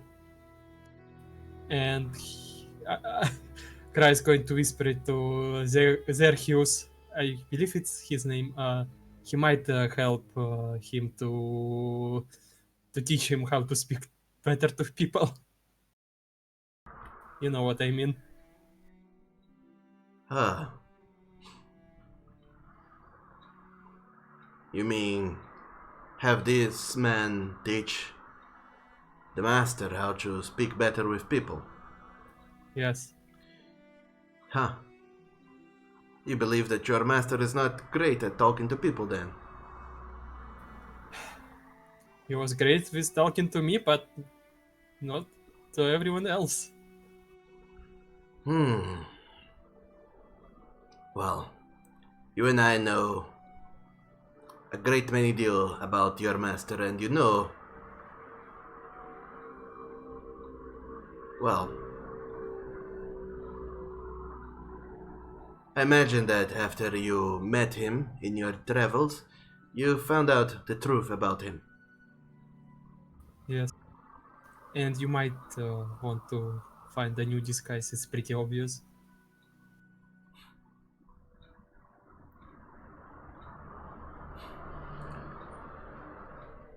I knew that it was a good decision to have you as an apprentice, Kra. Your acuity never lets me down. Alright, if you believe this man can be a new apprentice, I shall take care of him. Come on, tell me more about yourself. What is your name? What do you know? What can you do? And Rags is kind of just very meekly says, there's this great spell for fishing, magic missile, you know, it's amazing. I mean, it can backfire sometimes, but I fished many truths with that. I'll let you know. And you see Rex trying to find common ground, talking about whatever spells he knows to this man, to Xerxes, as the two of them just kind of start walking away. And you get the sense, Kra, you actually know at this point very well that your master will take very good care of Rex. Dinar will yell out, "Remember to show him your magic tricks. He loves those." And as they're walking away, Rex, he kind of looks back and kind of does a very, very silly, very broad smile with a thumbs up, like, "All right, I'll try and do that." I'm just gonna wave and just holler, "We'll meet again someday." And as they're walking, Rex kind of stops. Well, the two of them stops, and Rex is kind of like, "Oh, thank you, all of you, for everything. Actually, just a moment." And he runs back to all of you guys. Sorry, I didn't want to be screaming over the street. Well, thank you for everything. Really, it's I'll never I'm just forget. going to hug him. And you hug Rags, and he's completely not been expecting it, and he's kind of just surprised, looking at you like, oh, thank you. And I'm going to beacon another party members to hug him too. You, of course, know that Basil's going to be like, yes, hugs, and dives in. What Even Dinar will hug him. Aw. This is the group hug. Eventually, all of the green team is there, just giving Rags one last big group hug before he goes away to his apprenticeship somewhere else. Before he goes to study abroad. All of you just give Rags a very tight hug, and the tiger folk at some point he does not even knows where to look at or what to do, but you just see him beaming and smiling very happily, and you can see Kra from the distance, Xerxes just looking at all of you giving Rags this goodbye hug, and you see that Xerxes looks very inquisitively at all of you. And eventually Rags, after the group hug, you guys let go of him, he coughs a little bit. I'll try not to forget you guys. And I don't imagine there's more than one redemption in the world. I'll send letters to the guild. I don't think you can do that, but I can use sending to talk with you a little bit. And I'm sure you can learn that spell by yourself too. I'll look into it. That sounds exciting. Never. Oh man, this is really happening, isn't it? Oh man. And you see Rags kind of starts to scratch his arms a little bit, kind of anxiety taking over him as he thinks about it and gives one last look at all of you guys. You see that he knows that he should go to not make this any more awkward than it already is, but he also kind of does not really want to go. And he's like, I'll see what I can do. And he grabs one of Sienna's good berries and he holds it and he holds it and shows it to you, back to you. Sienna says, "This is not poisonous, is it?" Well, I'll save it for the road. Thank you, all of you guys. And sending, I'll learn that one. Come on, Raven. And he turns around and tries not to look back towards you guys as he's walking towards Xerxes, as the two of them then once again starts to walk in tandem off into the distance, as you finally send off Rags to be a grown boy and study under someone else's tutelage. We sent our boy off to college. To wizard school. He's going to go learn all the wizard things. You're a wizard, Harry. I can just imagine him showing Regale Rent the balloon animals. It's gonna be great. Oh, it'll be perfect. And as all of you guys think about these farewells that you just exchanged, you hope that Rags will be happier with Regale Rent. But at the same time, you also know that it's for the best and that he will definitely be safe with Regale Rent in Dosidaya, where no one can reach him. And that is where we're gonna end the game for today. It's a good session. Did you have fun there? I did. Got to do a whole lot of Rags for the last time. It was good. I enjoyed it. It was fucking brilliant. And you made dinosaurs canon in your world. Apparently they are. God damn you, encounter Rag- generator. Rags might show back up again. I mean, you know, we If we ever go to Dosadaya, I mean, we have the book, and as long as we have the book, we can go to the Sedai safely. Yeah. But yeah, you dinosaurs. Apparently they're a thing. Who knew? and oh my gosh, we're going to have to go extra planar. Of course. That's the only way to save the world. And my cousin's a ranger. Oh, did you figure out his subclass? Yeah. Aha. And I started looking up multi-classing for Ryan if I ever wanted to. Oh, It you. was a good subclass. I considered it for a backup if Sienna ever died. So,